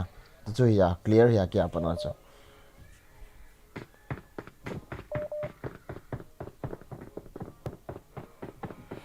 hello có gì oi à số 24 là công giáo của số coi như anh ấy có chỉ giáo tan đi ane sum ta lo de final ta bo cho sia ta lâu đi na no nung ma zaw di chula na ma sei di chula ni ma call min start chale nan call start do wanin call dal sung ka nga sa di ya có công sẽ đi số na ke chai de ipile ho a chuna ani ki go yengo okay okay guys koi manon no mo support na je chumin suma ke book hi en suma ke book ho ki chem di mong he en na koi man no mo na sa lo do ka ki ho chu rul lo wa nung lu no hi je na ki he ti ong sun he do ya asa di se no mo ya za an sei ke ne koi ha mo chat list chat person langa portion langa comment langa a fel deu ding khat tabang hi le tabang heta sei the ding khat hung ki pedo ti mo ko bang je example ID passport se no ti tiong cho ka sei khop ta cho a hil chen thei ding khat koi no vam moderator ka pi hi enter fees as an ham 30 rupees only ngam khai ga moi sien na sei si ha ni cho ding an hong ham aban en so be a le bro e cho be thei lo de ta ka block de ta cái na cái liệt xoa cái đầu cho guys thiệt ta cái bộ cho khai về bol bị hồ cái tí cái tàu thổ cho ni về cho na cái tàu thông về là tiếng là vàng tàu lâu được khi cho cái ông phải là sẽ là danger man cái gì cho kui mà chunu kun lâu mi khát cái cho cái cà phê cái vụ lâu cái giàu sợ bụi thay đi bụi cái tụi ID thum phát cho moderator kui ham a fel ding khat moderator ka pi disu guys tabanga sei no na tham chet ding khat kui cha ki chat nei lo khat na mi gum khat ong ki phung taw ka pi disu moderator rule wala chat ma ai le rule wang chu na them khat ikiza tu ngai chu guys ki no na ka za u ni na ki on nei za ngai chu ki ni za hai lo ka tu sin za ngai chu me phale sin na okay chỉ chụp lăng focus tàu tin rồi có pula coi chỉ hope ferry na sai ferry ông liên luôn tại là hope side love hope ferry hope now sen hope wizard cha hope tiêm mà solid na liang ngod dan he ai le rồi cái pul khát lăng ai coi chỉ cái tai SDC captain creative Mercedes libro Johan nal thi va seriously na guys ông cái tham độ hiện ít pi lệ pojing ki lang ga nai thi mai te as cookie gim nei ham piam pojing ki cha cho ipon okay pojing ki chat wal wa koi ma chi lo wa as military squad ni grace powder te to horny te am vela hen guys kabo fake jemu horny te am vela aki du ne lami gum te am mai me la ya horny ko be to khale guys asla ngai kha ve so le ong ke fai du le ki lo me as ya ma ku ki te hu la ya ma ku ki ko nan zil ki ta so number 17 to 21 te ong ke fai ki di wi num tan so number 21 te liang pai 70 open out win oi tai ma ku ki te ni khun chung la pa na an zil the ne so loi ku open out men chai the on cho guys na do ham ai pi la ki kap to first fight wa la nom lo i le ki lo men you being no te la ham you cook where is you being got amo cho guys you being no where is you being no te school kom la ai mai le ki lo men okay lai bel ai ki lu school lai ki lu no ga rian ki hol taw you be no go now gaming na cookie game nei Mr. Fu as am how youtuber ngan chang hi ba youtuber squad hi we ma youtuber squad hi we guys last slot tam we seriously lai lang mo chung lai allal pa to the slot 22 24 slot as ji am po wen hong ki vau to ai la koi ki dei lam SYS 0 to 2 chun na sat na zen ki ta ve 0 10 no mi na 0 win SYS 0 SYS Salter SYS Fritz na cái dẹp tôi đủ đã Zamson Global Pa Global Pa how he defends Delta liền phải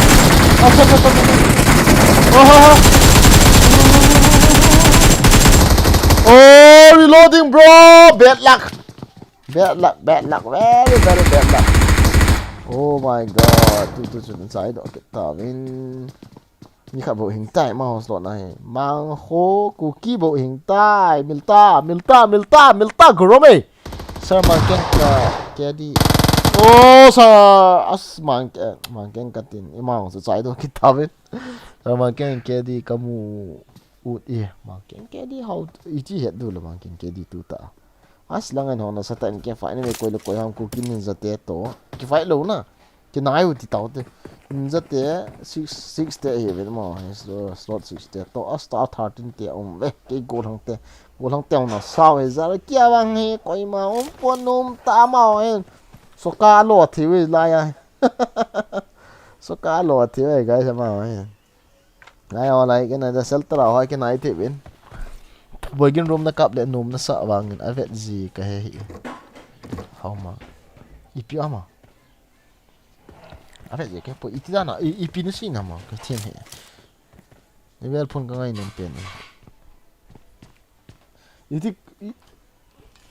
ita ma vet gì he lo bang room tu lai na guys room bo ta chu mi yo si room bo asi sen room bo kap lu ta chu ta si go hi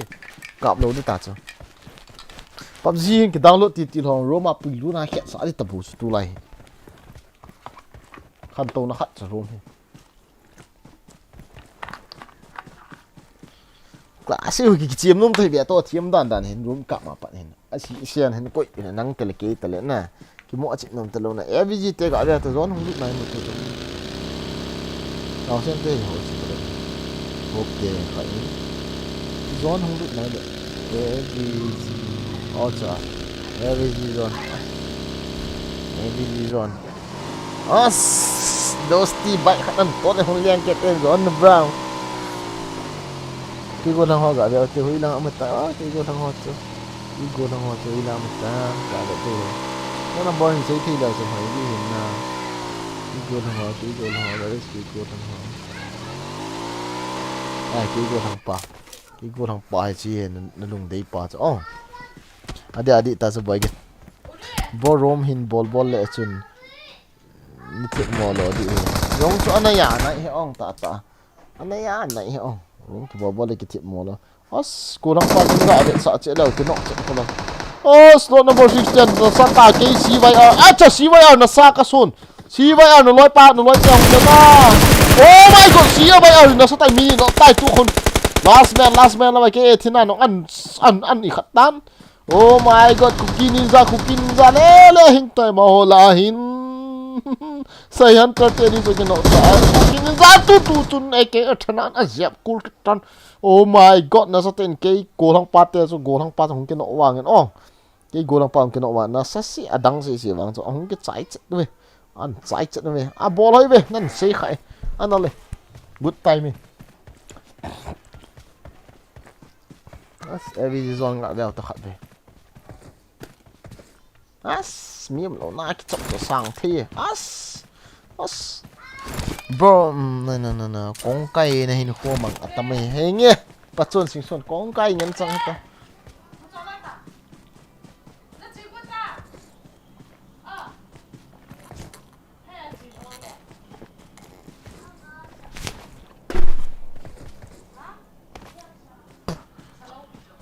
anh ông tự điều vào cái cả đây có gì mà tham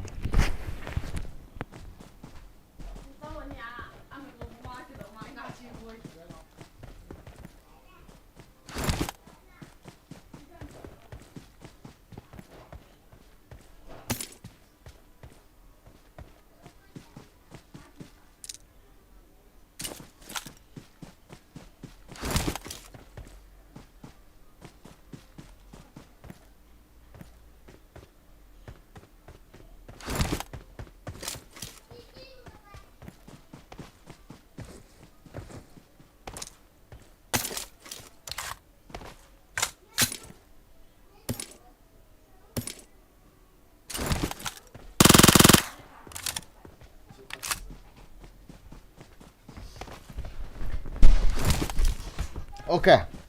well, back again.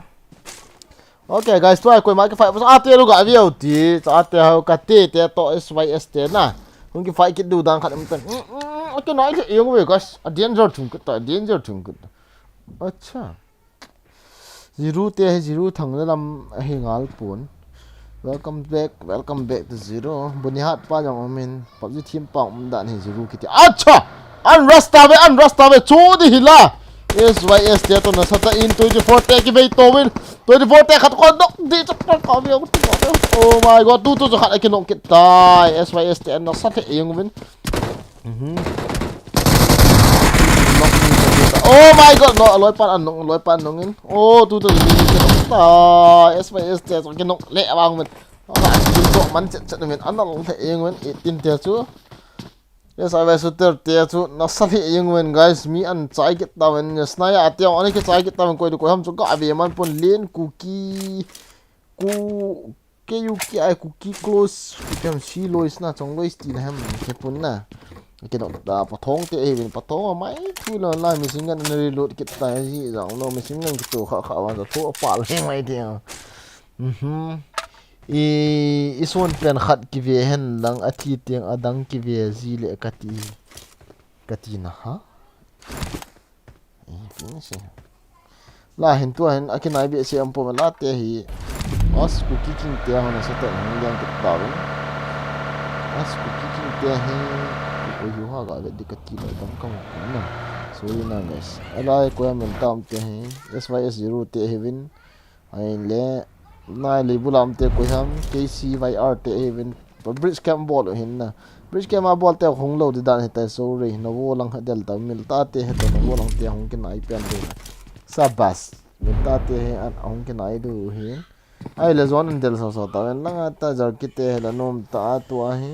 soka lo the ta na ma ho boi lo ai le gat ka te ga ya tin ko khal bom pu ki ban giao thì ham rom à hi aban talo de che final hi tai bro aban na zau no ma hi le jing ni la am khat hong hi di tan ba sub group linga ko koi khu a ling ko koi khu pin ko na koi khu na join in lang ana ke book mai yo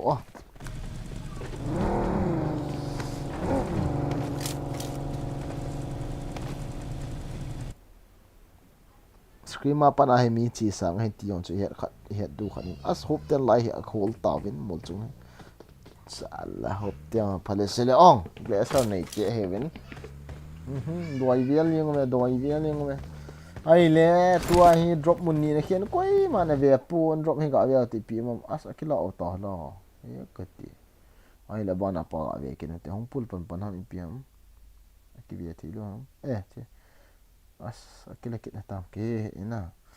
zona par horni tiang hung liang pe ke tam horni ona sa ta tu so kim til gi li nei tamen ko an sai ham la ha pot horni te gun da te hi na horni ke su bel gaming to horni ai ke no pa sang a fight la pa zo expected ai ke no nga pa apa na so fight la pa ivet ni de ai sikabo kun no hamo ka ai ke no lo la lo hp lo la na ngai ai le zone on delvin zone bra te hu lang ki wa tam ka ge tin sam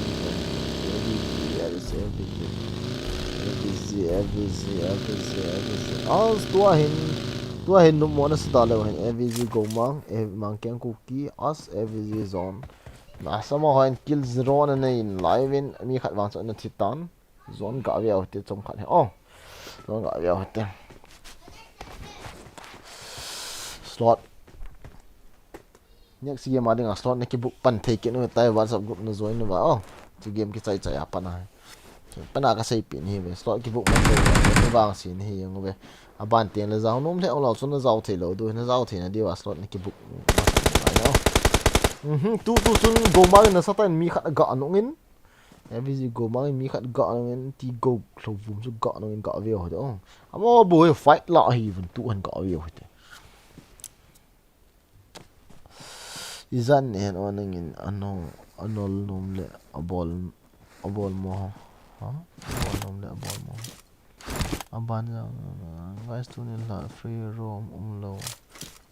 mai the bro bagin simpan lo lai an bol nom de na tu la free roam wa ponte guys no mo na supportin lo mai the hi ong azi chu jo ten ke hoin $8,000 tournament khat kan kap du hin na te wang ha kan stream thailo mai the tan ka battery ang lo tan na ati je na hi chizau ten su la kan stream mai the kan stream no mai the ina line masang ye ho ipi ka tu dham ki sei thailo ba masang ha ipi hung dham ki sei thi pon na no mo na supportin ipi la free roam no chuni khat hong nan te boy pui na hin la tu awang scream wang hi serious scream hin miêu si serious hin miêu sin suma ki book hin tam hit zong le price so tam hit lang book man so tam hit zong le 30 cha yeng la book man chuna min lung lut nei ta le gun chu nei ta an book hin ma hoi ta vet pi ngai hi lo hoi ta spon khat ngai hi zen na ma hoi respect pi ngai hi zen anei thi mai tin na rinam do in stream o tournament chu ka stream thei lo mai thi hi ase chu battery ka nei pun na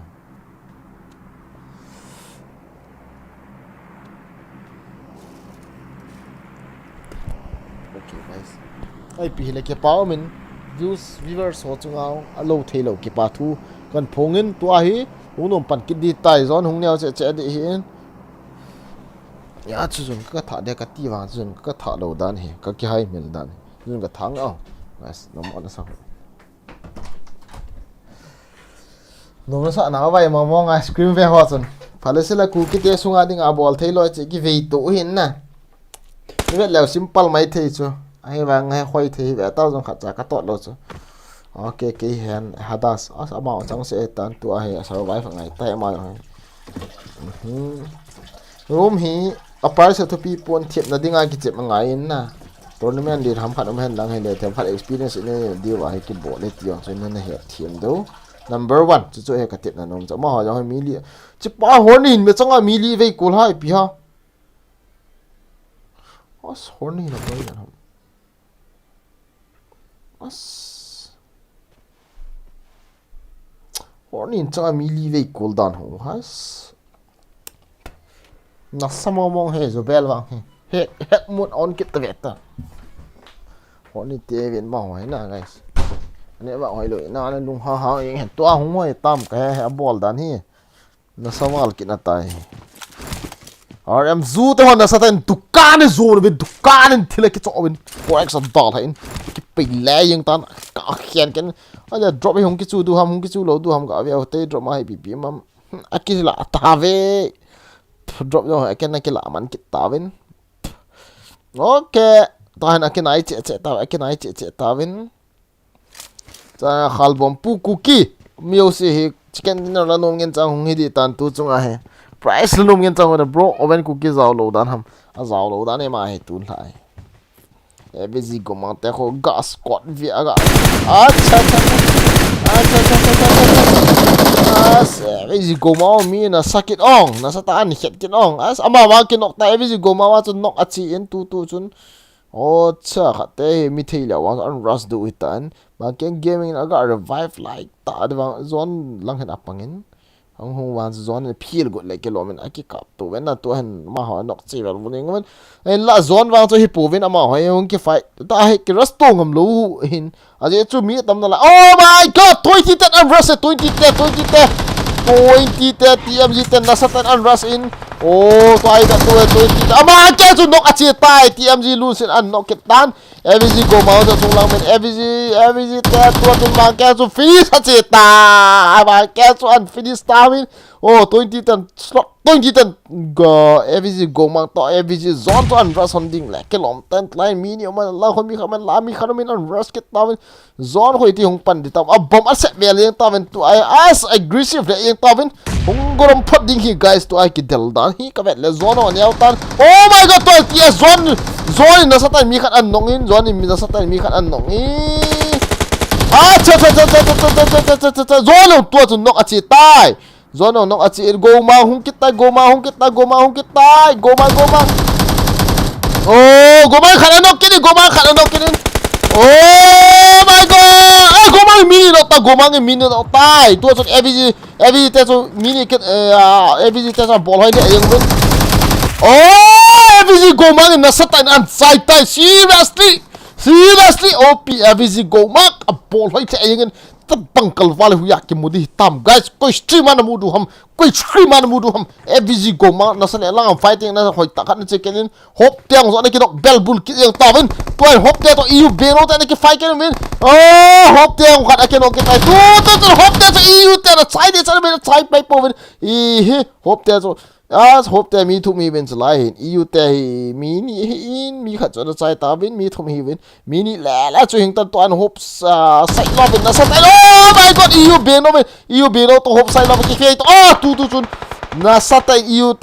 te bing eu la bing no chu na sata hop ten na ball ki win na sata in zak cookie white in kala par an gal ba kenen oh my god thala ka pon hin la upai lo ta like lo men oh my god on ipam cycle Thank you, Azion Boy. ORZ ham open zagas. ORZ open zagas seriously. Nasata in super chat involvement 6 cycle involvement ke pam playing ORZ one ke patu nasata in chunga dai kai liu hen lang pathe na chu dan dan cho. Karai tua hin ga ve kinu hitte resite. Creative te kunan raskit di tam pet. Acha aloi te dan 14 te hule lu kitai creative achang no min 14 te go neu te hule lu kitai go neu te min sate midan jat te hule lu kitai vin go neu te op ngan chang Mr Footy holai youtuber bal ngan chang hule lu kitai vin oh my god 2023 te chu nasata in 2014 pan aga ano kenin 23 te chu 14 pan aga ano kitai Mara site ham ipiam so ga no kitan tu ai amani na ama ho thum na ai mi khat amen 23 pa creative 23 pa creative sang ne be careful bro you are going to be get no oh my god I cannot zo pai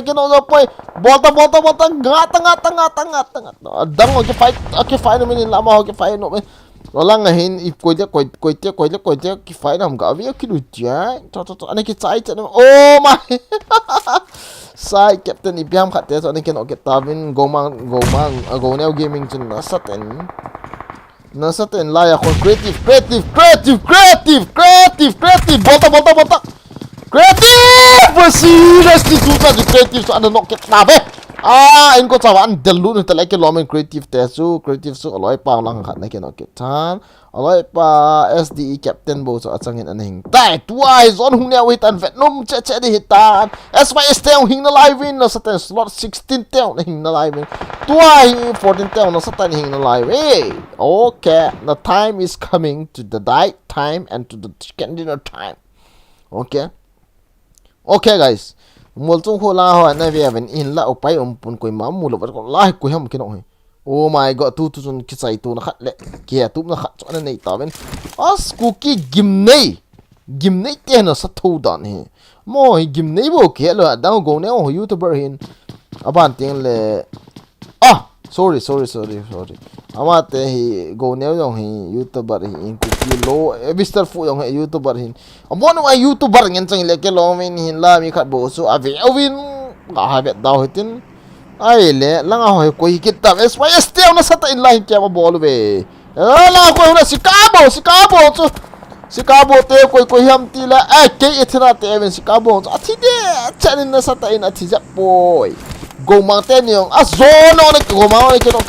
mountain every zone na sa tan zone lang anda kitan go mountain kita go mountain agar sa hintin fish a ball in si loading in okay fish finish pon tem khat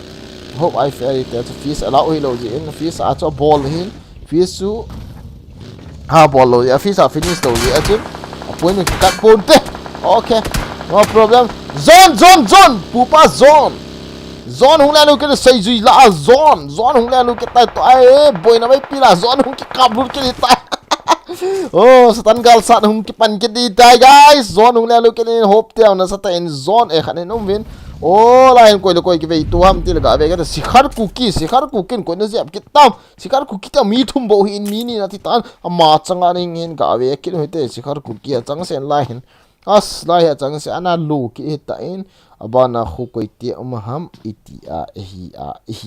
hi le 16 te win ambape ham armapi ham is ki tholoi win a danger to yeng a street agret dan zu kati da bal face eng Chicago chilang gate time mo Chicago holoi Chicago Mr SD captain nong achang se etan lain mangai don khotan an hing na lain okay fighting is going the zone is smallest me 29 in line guys ko hin second din la internet vam ti hi khat vein lung ger nan phone do te tai line zone achang se men zone kyama bolin hin la zone wang zone hitapon I mean bo zone hin la ama he zone in poi ai thaila tu ta zone ki zo dewang he dei sa na le ga ka de zone pa men mi yo yan khat na cool ki tai Don pa man ga thi ji pa lung na bang thove final law an thi law no ma RM Zoo na satan 6 season doile le yang RM Zoo is also on fire. Guys, seriously? Ocha si khwa VT ama ho na sa to as the side of that and just hope ten na satan an zui su pewin. Okay, hope te ga ve ta khap hope te aggressive te yung men hope wizard. Hope side love, hope I ferry na satan na ma lo yung na satan ga recommend song pang abe le yung men like ten you kon na satan me aggressive ta na ga go le kilomen hope wizard dong gari. Oh, ilang ki final mo go now YT go now te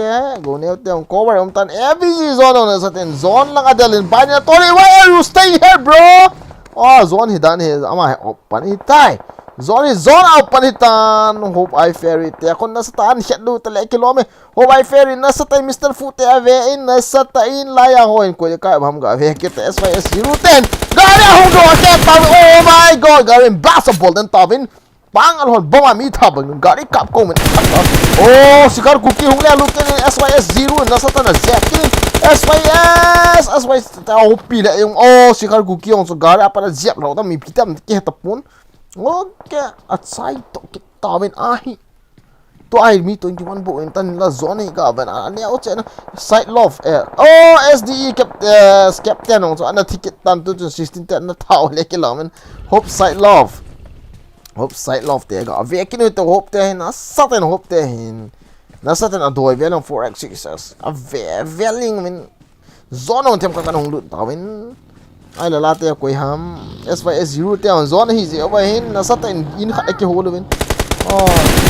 da khoi lo de ama da khoi lo de oh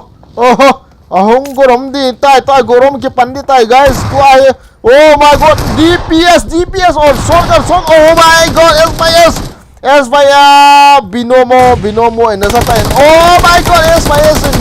sogal ko am to ga nung SYS on to ga thai den tu SYS to ki ka SYS on no ka chi pai hin na SYS te loi te chun ahong ke thopi win SYS binomo on chu ahu hindu ta like lomen ban ai chipin mi an sai ta men na sa ten hop te na sa ten mo chu lang hung ge ke ta be oi khoi lo de ma ta khoi lo de ka ti jo khoi lo de bai khoi lo de hong ta lang hin hope visa dong na stan ko war khan alunin zone wang so ta like lomen hope side love acha cookie go mang te gimnai te hong le Mr. Fute ga bel te guys how they defense how they fight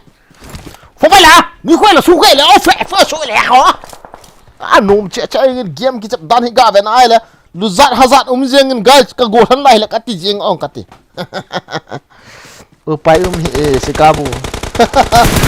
oh Mr. Fui na sa time tua su ko ham kala na nok te nok pai ponan rust di dan hin ga avia te tu ai ki rust tu di dan hung gorom phatin Mr. Fu chang sen alengin chang sen alian he boy yap lo da Mr. Fu smoke grenade min ke se grenade sap la sun hoi di hin na okay Mr. Fu ga avia te guys Mr. Fu leng oh Mr. Fu na zame Mr. Fu na chang sen hin boy mai ke hi oh my god Mr. Fu ga avia te Mr. Fu in rom si awan mi trip ball mi ka heting ga avia ta ball do ham okay Mr. Fu oh my god Mr. Fu is jail kita hela oh Mr. Fu aloi te where is Mr. Fu friend oh my god Mr. Fu aloi ho hila ma tai mo pidal hung rovong hipanga Mr. Fu in ball hoi ta ka den hong kil do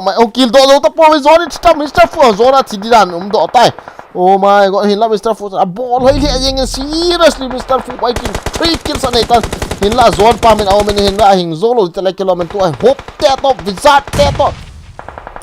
zone no chita na cool do tam ka heta po oh my god tu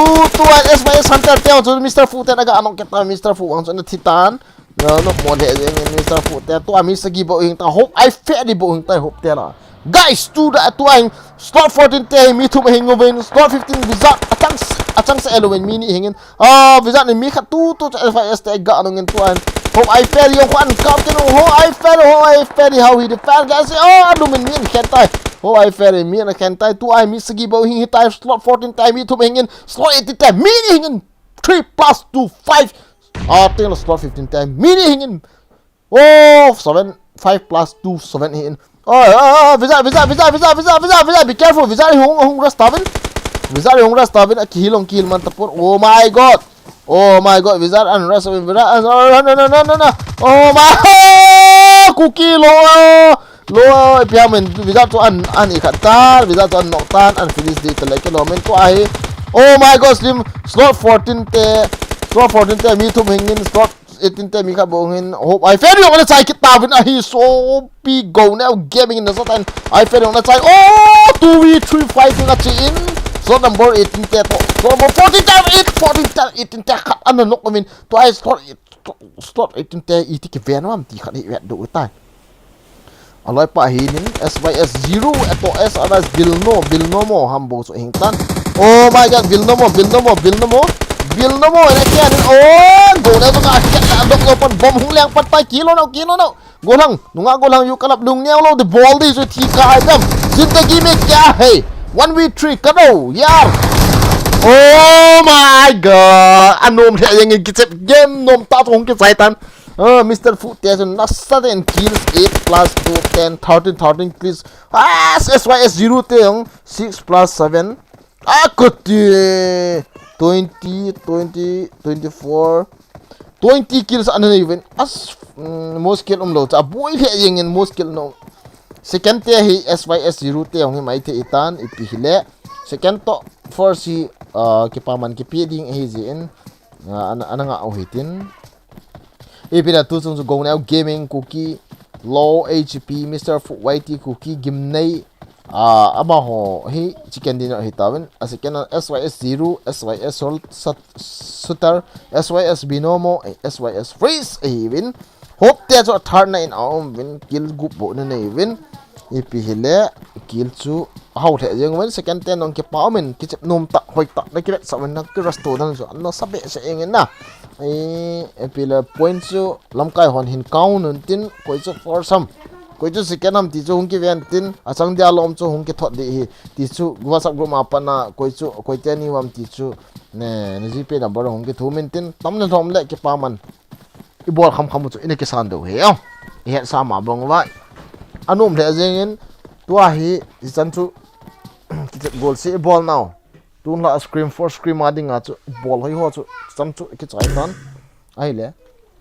to ai kan sei nom khat omen guys na pot ma sang wen koi ta bang scream avela zaunom tun la loading jing la am kai po kin la am wa sa gu mai ki za to do hitan tin whatsapp gu ma pat na chu information hun ke petan tin azau nom wa ai le tun la ai first na he na lai na num zo zap lo lai dan khat ina omen na jing la apana kho la hung nom che mai the hin ke jong anumin hoin zawing en ati ala whatsapp group nan join ngain chu whatsapp group chu itin join dam til pin ko mana ko link ko coin chu ko na join ding aban te le ke jong next screamer ka zaw no men ati ala ke to ka slot ka zaw no me ke to ka teammate te ka zaw no men ti ala whatsapp ma pana ki za to do chu whatsapp group chu itin join dam til pin ko mana omen chu ko join in lang pin ko man ko click in lang blue link ko click le chu whatsapp group mana join di hin automatic join hin na join jo teng le na sata next screamer na zaw the di tai okay guys chu hitain epihile tu in price pontin point hongke count chai teng le koi te chu la ham ti chu whatsapp ai ki za to do ai gp hongke thomi te hongke thot ding hongke tai okay ki pa me guys khoi ta ki chep nong me sa je wen lai bol lo lai hon ga lai no tin okay anal momong e tu chung me cha as na sam guys ke ka zaw lo chu ngone te wang phadap ve ta chu ba na pa na hong ki gota no wang en kalung oi hit be sai lai thi na jun lung oi thi lo chu ke he sa na ne no hoi lo din na tu no anom e ki che mo jong team commentator pa jong team as chu ki ngai no me chu last words tan sei pa chu commentator pa team nan ti pa chu sei hlom the yeng en na nang hi apat nan hung hi ye de mang ku sing son ki pa le yeng ong mang ku okay last fighting lang su hung su le in ano me sa ji am he na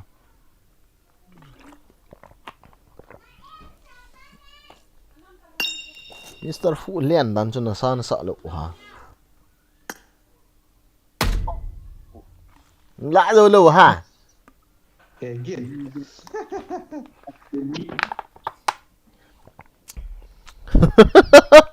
Ni le handball kit abo bro. Sai tam tu nya ding ha. Tun han ding a ki sai ta chu. Kaya na po niya, Wizard.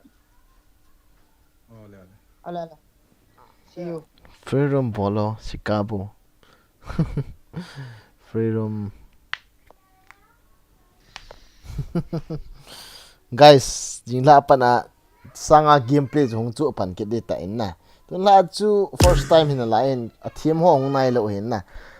Tua hi a team hong han join pan du hi tan jing la pa na hong gurom pan da gurom na ba na hong gurom kit di hin. Sanga gurom le sanga hoi chu. Na kisi benoma na vet benoma he le WhatsApp group konan join ding link ki pi konan join ding le ikiza mat diu ding le na room ding chu na ki book ding cha apa na chu hongoram chu hong ke pan de ha last fighting tun la fight ho chu trailer in a line na sa mai thi u chu wanga trailer bo in a line chu guys Ei ông ki pan lo lai. visa dong ki pan nai lo dan he sei dan he That's a trailer boat. Sai na chu as. Pai ka nei lo rồi. ka lung lai he squad ki thing lo chu Chú kia là cái riêng cái lúng vai. phê la Sao a bit down the non like. Con cái biết tiếng Anh bị phô một nó vật lo ha. ka vet man loi wanga chu na ball chu na ka het chu Na. ka sei chu la Sao cái nó hồi nghe lẽ lại bằng nghe lẽ. Cái lối tiền nó phụ phụ to.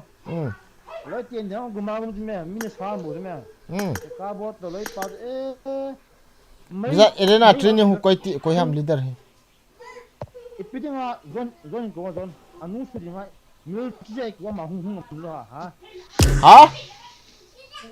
every zone he boy Của mà hung lo. every zone he online he hung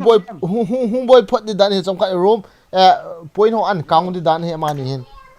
No sao na. Every zone biết tiếng basic của biết hung hung lo na. Horny. Lung lay mal he. ai ki sei lo wa commentator pazia stream ki vi ai ba ve azi am pana zong do man nei lo Kabo. ta pana zong do man nei lo ni lo di ta cha bro zong so pang ta lo de je mel hoi dong ma hau na Kalung lay lo ito. ka lung lai he squad king lo chu ti ki e Chicago en nong has Klan Chỉ kan cần si xin utu. tôi phát lẽ. Nó mày pha được tôi xa lắm bố chứ.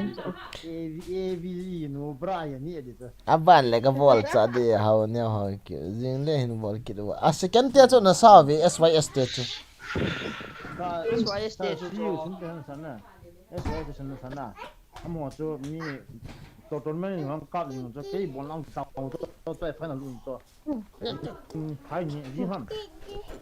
Sao gì nó bỏ đi rồi na tại mình chẳng ai chứ. Ấy chỉ cần 6 to 8 cái bỏ liền na. e jing ki ball te ve ta le abang book ball no man ki ball en tin na jing chu na final lo ang Phải nhà đinh na. Cha phải là ya e na pa na khu bắt đi thằng mình cái cho khu cặp cái hướng này na. Cái cặp mình hiện rồi. Còn nó cặp hướng này cái to hin. Cái to hin.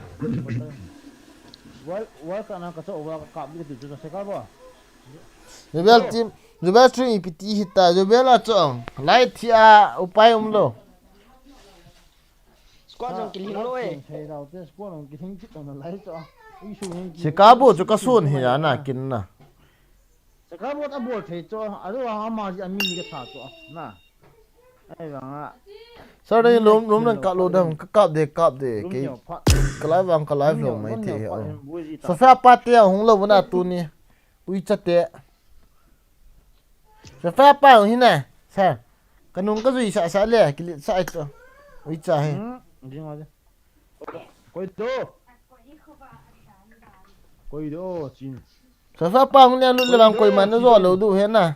tiang pa na ka se he Quay đồ. Một con một con.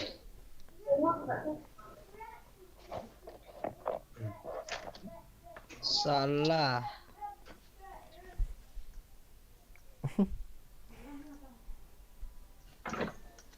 Ini silkon tambah rumah.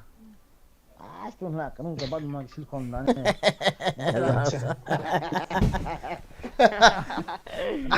Bota. ipp na sil go don hi on ki sil hom go don dan se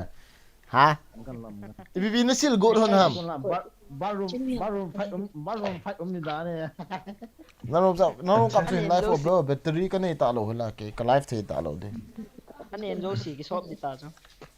sao ít năm cái team mình họ chú ít chút tabang dok nhân đúng cái thua pi leo ruộng sân goal chú na nó chicken vàng vào chú Mr. Fu nó dập luôn nó khát chú piam tí lẹ mi khát lẹ lẹ backup hung rong nó chạy chú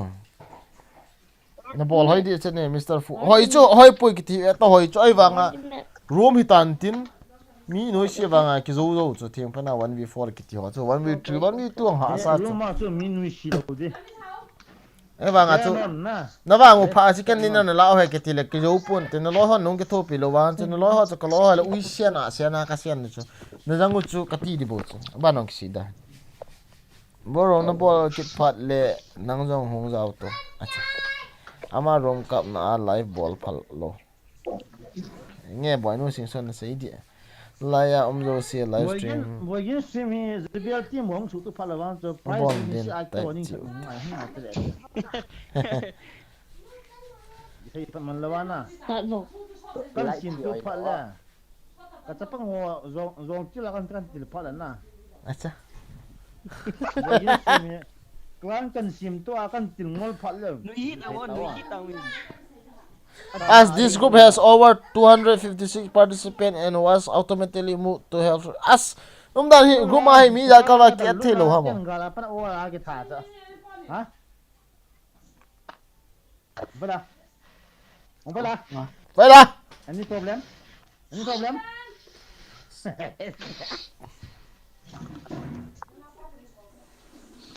đừng thấy ốm đừng thấy mal Chicago tập bằng lần cái chicken đi à cái chicken ni cho cái ông sa ui su lại cho vợ le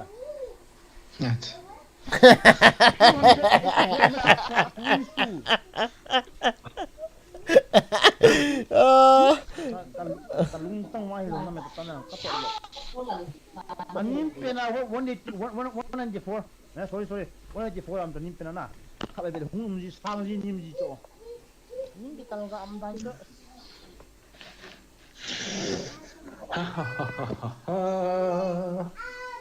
anu mo dan cho be sa ka ta ka thao cho pab ji ka dil dila the first time I clang kazung ka pen grace team hon lai cho koi pa ho ken na anu after first knock cho powder lai cho ka best friend pa na emulator ka chin mai na powder chu mai kai sa cho pasal koi pa to emulator ka chin mai cho ba to anu mo dan cho ke ho jang to ma to felix che to na ti ka tha pe tu ai na guys live stream ne leo kan sei di chu khan price hong ki hom di hin tin an sim lai to ya na price koi chang dam ti chu first second chu hong ki kha di hin tin yam tia ke ha ka king cha thim ve ta na ke ta na ki gin cha nu wa na la au kha leo na live stream ke a hi se pa hi na vet nu na poi nu ho na kisim the hi cha first so we can also 10 points na sa second top 6 point itu champion lah tu kagari cup sheet dia $8,000 tournament so PUBG te go in live trading ngin cha he nge live apal lo piu ni tam so lam to mo bang hin bon te te o bang bo lu chu come on guys sam han si Chicago Kamal zia ai lo nga itim bo bo te kia chu ki bang he nge ki bang ni so kia to go ba ki chi khom thi le ko ma ki chem khom the kia ki wa kia global ki wa tua India panang ki chem ho kia hu chula 100 rupees a room bolo roke ho tu ne tha pol bi ho ka kap lai to hen na jo tin da acha satpa waiting and okay ma pho I know koi ni ha to an se chu ma he lin ni ko ki mo zo fe ta ka te kong ji kan no jing le phải là chỉ muốn gì vậy? Live này đi hà, giờ Chicago không được gì vậy? cái download đi mấy cái dòng này sao bắt gió đi bị gì mai cái cái số bị ấy dấu cái, không ra tao nhưng mà đang lại thì được thôi cả ba tiền là im bảo tao cái chỉ mà cái chỉ được à gì à ke o hin lunggel tam ta kan e te sat pa anh ai le sat ke ni ke report ke ni ngano hung ki chen chen ok gol la thank you ok em tiền nó cả ba tiền là im bảo tao cái đal sụ đấy cái gì tao bù xóa Ngắm không? Ini lagi pandai horom tu. Hả? Ini lagi pandai me horom tu. 750. 750 na. 750 to comment ini sent. bạn đấy được Ipi 750 ipi. ini mau 750 to comment sent. Okay. Ai lo. Sila kasut to dia mah. Along nó biết đâu nang hol Slow na boy ngam. nang hol kom ta Ah, chỉ thấy này rồi. Hinsay ta. 5 player na we only 5 player cái chỗ nó tại có mà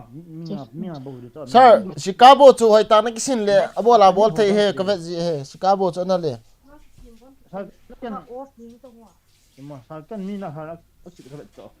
Hoi chu Chicago ki chu hoi chu. bùi thều lâu mình Pui thei chu me ma chu. ấy chỗ Ha? ấy chỗ mà hiện chim tạt nhang từ đây nó Bikin na? xin thầy chỗ ấy chỗ ấy rồi mình ngồi đó xin tên là mà cái thủ bị thầy chỗ cái thủ bị thầy ngay Ani pa ong ki chem he chu lai an he di khat chu. không ta Ka ki chem kho mo he. tìm hầm bột nào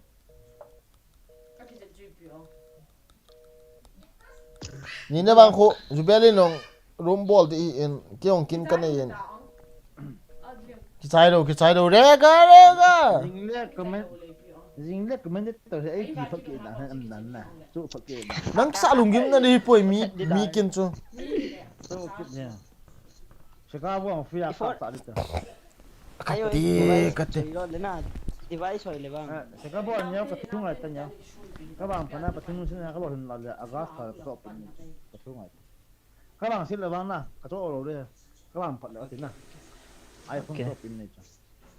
em nói cái game mình cái thằng mình chỗ mình tháo cái đây rồi na chính cái mà ilung gim na hoa tắm lại na nó này chứ ta na nan tu được chứ Mang ke ki chim lo ha tun la he. Mang ke ki chim lo ha ma tun la he. em đi chơi ra ra bul la chết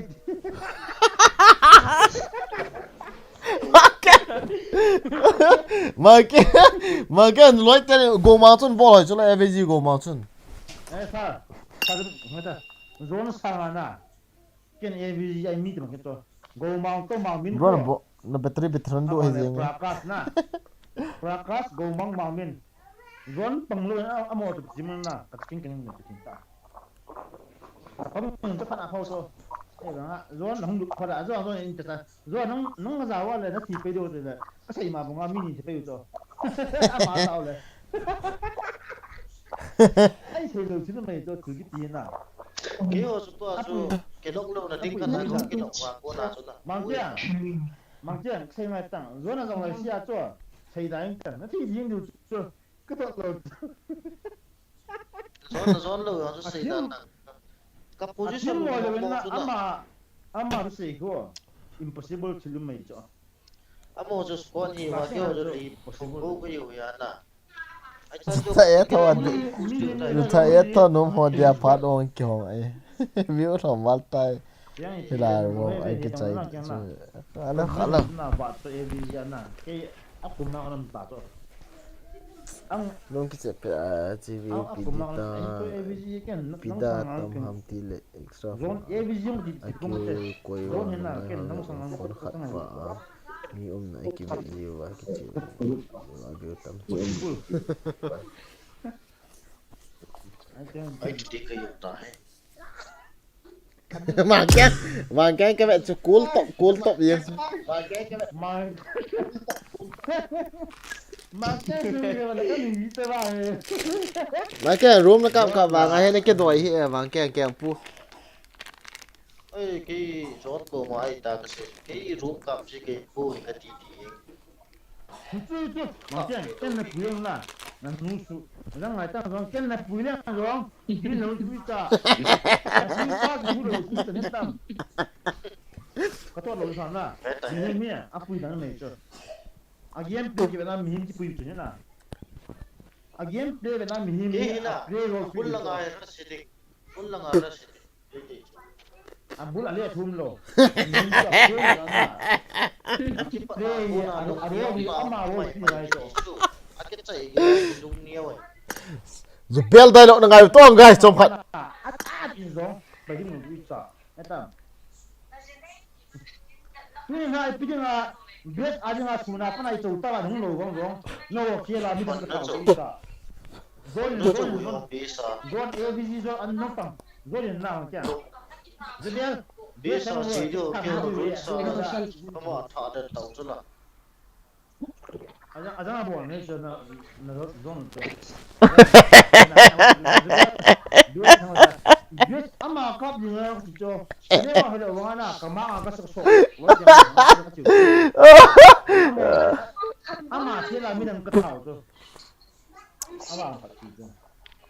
kyo so rohit sa da chai zon bi ka to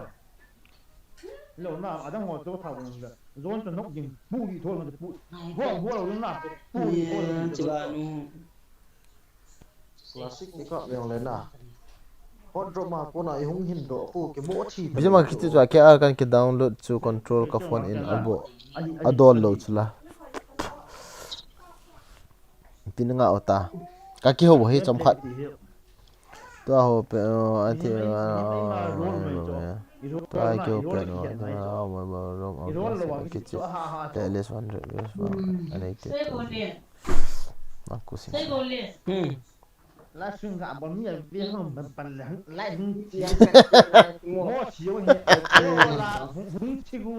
na ngau na lu la first base sa sa please ka ti hum chi do ui su first base sa na ngau so ti a ma ti ang ti chu ma zon to ko lu lo ta chu la ke kita tu ma hospon la ma hospon le ro a semua kom le nuk ka ni do sekarang le tu fa ang le azim lo ai ba na one day na chip kan phone tu ni jo Nang su na shi ni.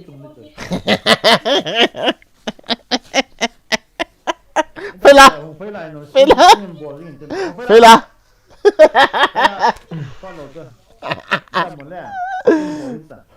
na ngau ko no tao mà cái ngã đi tạt cho cái ai pu na cho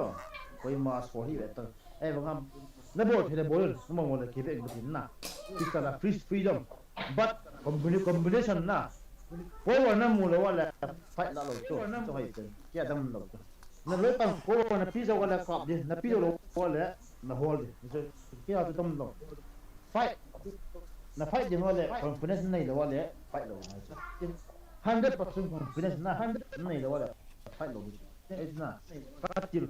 sekarang ko katil mo to ba pdf fola solo tao te Alo ho cái gam kham. na sei ka to training a khat solo te training a khat training a khat ka tin training a solo le bu le ta ka bi a bu to to na mangken kan room ana sanna nga bei room ban ka pi de na ta gen ten mà cái nó có bụi răng thế cho ta cái hết cho mà cái thiêm mò lâu chứ mẹ cái bụi răng thế cho cái bụi răng thế ra nhau cho bụi à tăng mi accurate thôi chứ mẹ mà cái rồi này cả sợi đừng à nên mà cái na ăn bò cho hỏi chứ akal ka ngai cha te zor ni pa ka sa te rồi ba ta to có những ly từ bằng bún rồi ngay ta zor ni ma cha sei te ka sa te mang che nge game play he umai to mi game play het bi ngai so ai je i na ai je hin na team me game play het bi lo ki si ti so team lo so record am na mo lo ka boy ken mi um pha ka boy han na ka hin lo so ka bu bo na na kun na zo be sa na so amma ja ni tha so na sai sikabu hin sa pangdinga na sa thau cho Rong san Android iPhone gitu deh rong hekal bang li kan tim coding na kalau nak top ini tahu luang tu tak benar. Kalau last fit na. The best iPhone top di zone yang ya si kamu ang itai lah. iPhone the best gaming command lu nung itai. Orang kepo sana. Zone sekarang orang sana. Kalau orang kepo itu. Zone bang saya dia. Ngiduk man na English ya cho. Kaya sang acip hoi do top ini na. Na la telo le khat ben la so pickleball do weavers on. iPhone man này Sa jing arum majing na hei tam. Jing chu nang room hiya na kin screen ball da ang kating na jing chu. Pung yat ham India timing a. No ball. He poi na nga chu pung yat ham. Na ball. Ani cho. Na hunga ti mo. 6 to 8 ini na sang ewa na. Yo jin bang to room mo kap jo. Room din ne je. Ho. Ipi ga sai ti. Ga tha sai ti.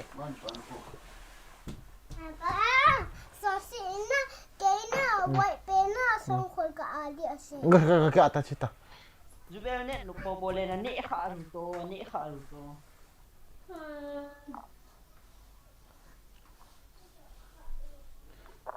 Sa jing ne bolo.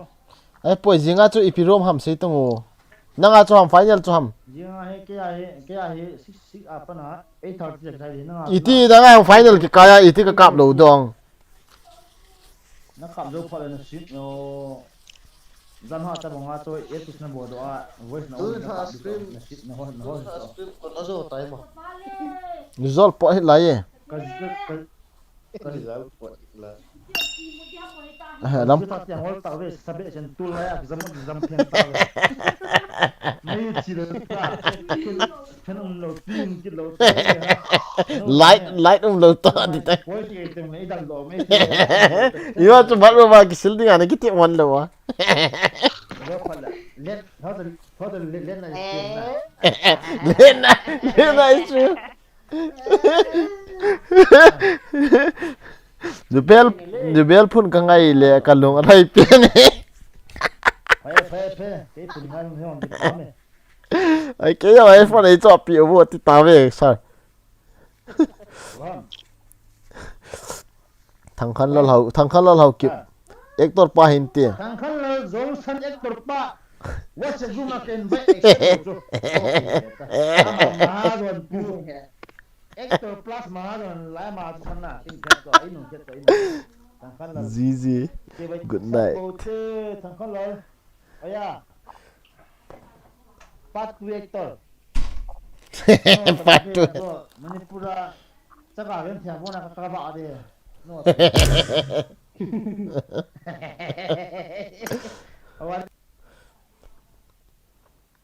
What is this? Final là hồ sơ đều bị mi số là hội số là biết три lô phương phải là. Chúng ai khi hội số này họ thay lô phải số hiểu là. Phải là. Final là hội siêu số là hội nhưng mà càng phi họ là số là nó bớt phi số thì hội hiểu à. No, berapa gitu lagi?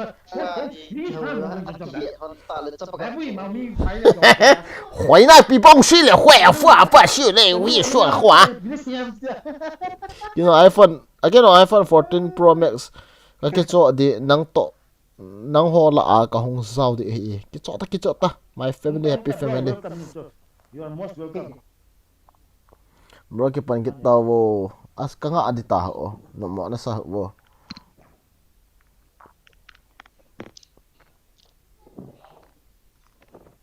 Apa tahu tile?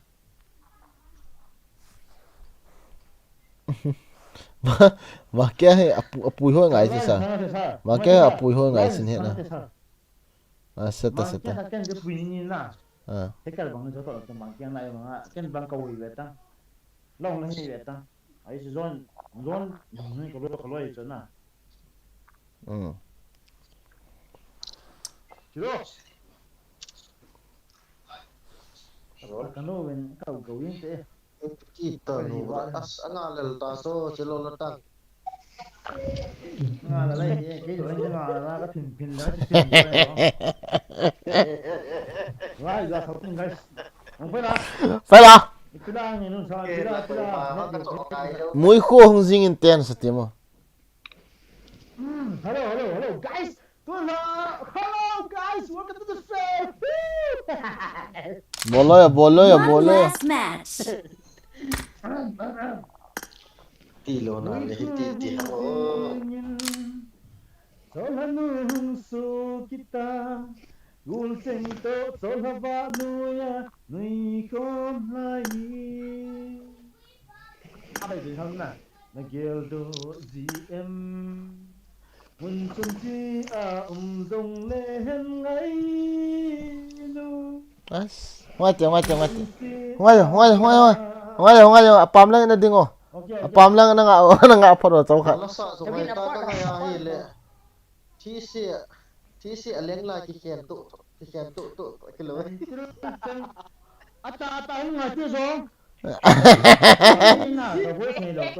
cao lô đi đàn gì nè cao lô đi tài bro trong khát cái gãi thì nó khó may may hay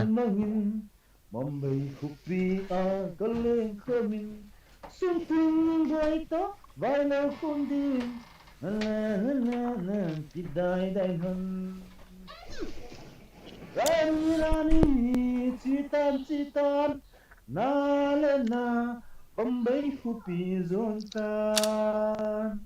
Kizong Hongboin Sile Tayen Kala Nating No Bahang Zonin sir ngoại tiện khai nó ngay chịu vào thu khai cả xe đây vậy thu cả xe kêu hin 750 à room cái nàyดูhin 2734 tan battery yang 16 iat mà tam cả bên battery yang 15 bu cái này tan na trong khát livestream vang ball phật lộ ti ven na off in cutting zan la lại cái mô tô thay đầu cái mô tô to battery minute som để cả cái charging cắt Na vivo es hoto ngayum he tabin number ngai sama boy dong lo pia hello ngay tông livestream cấp without voice ka ball lên tam lệ without voice coi máy vẹn nôm đâu chuẩn hết na cái đi ngang footstep hạ xa nè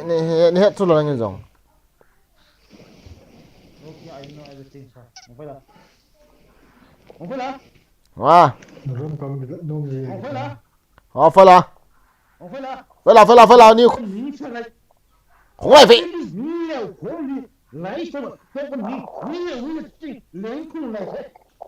红奶奶批复系列会影式的为训练公费有下滑，龙会的预发系列训赛列并不有秀华，你过来，房内来给松赛来。beli ke sekolah mereka ni zang kubli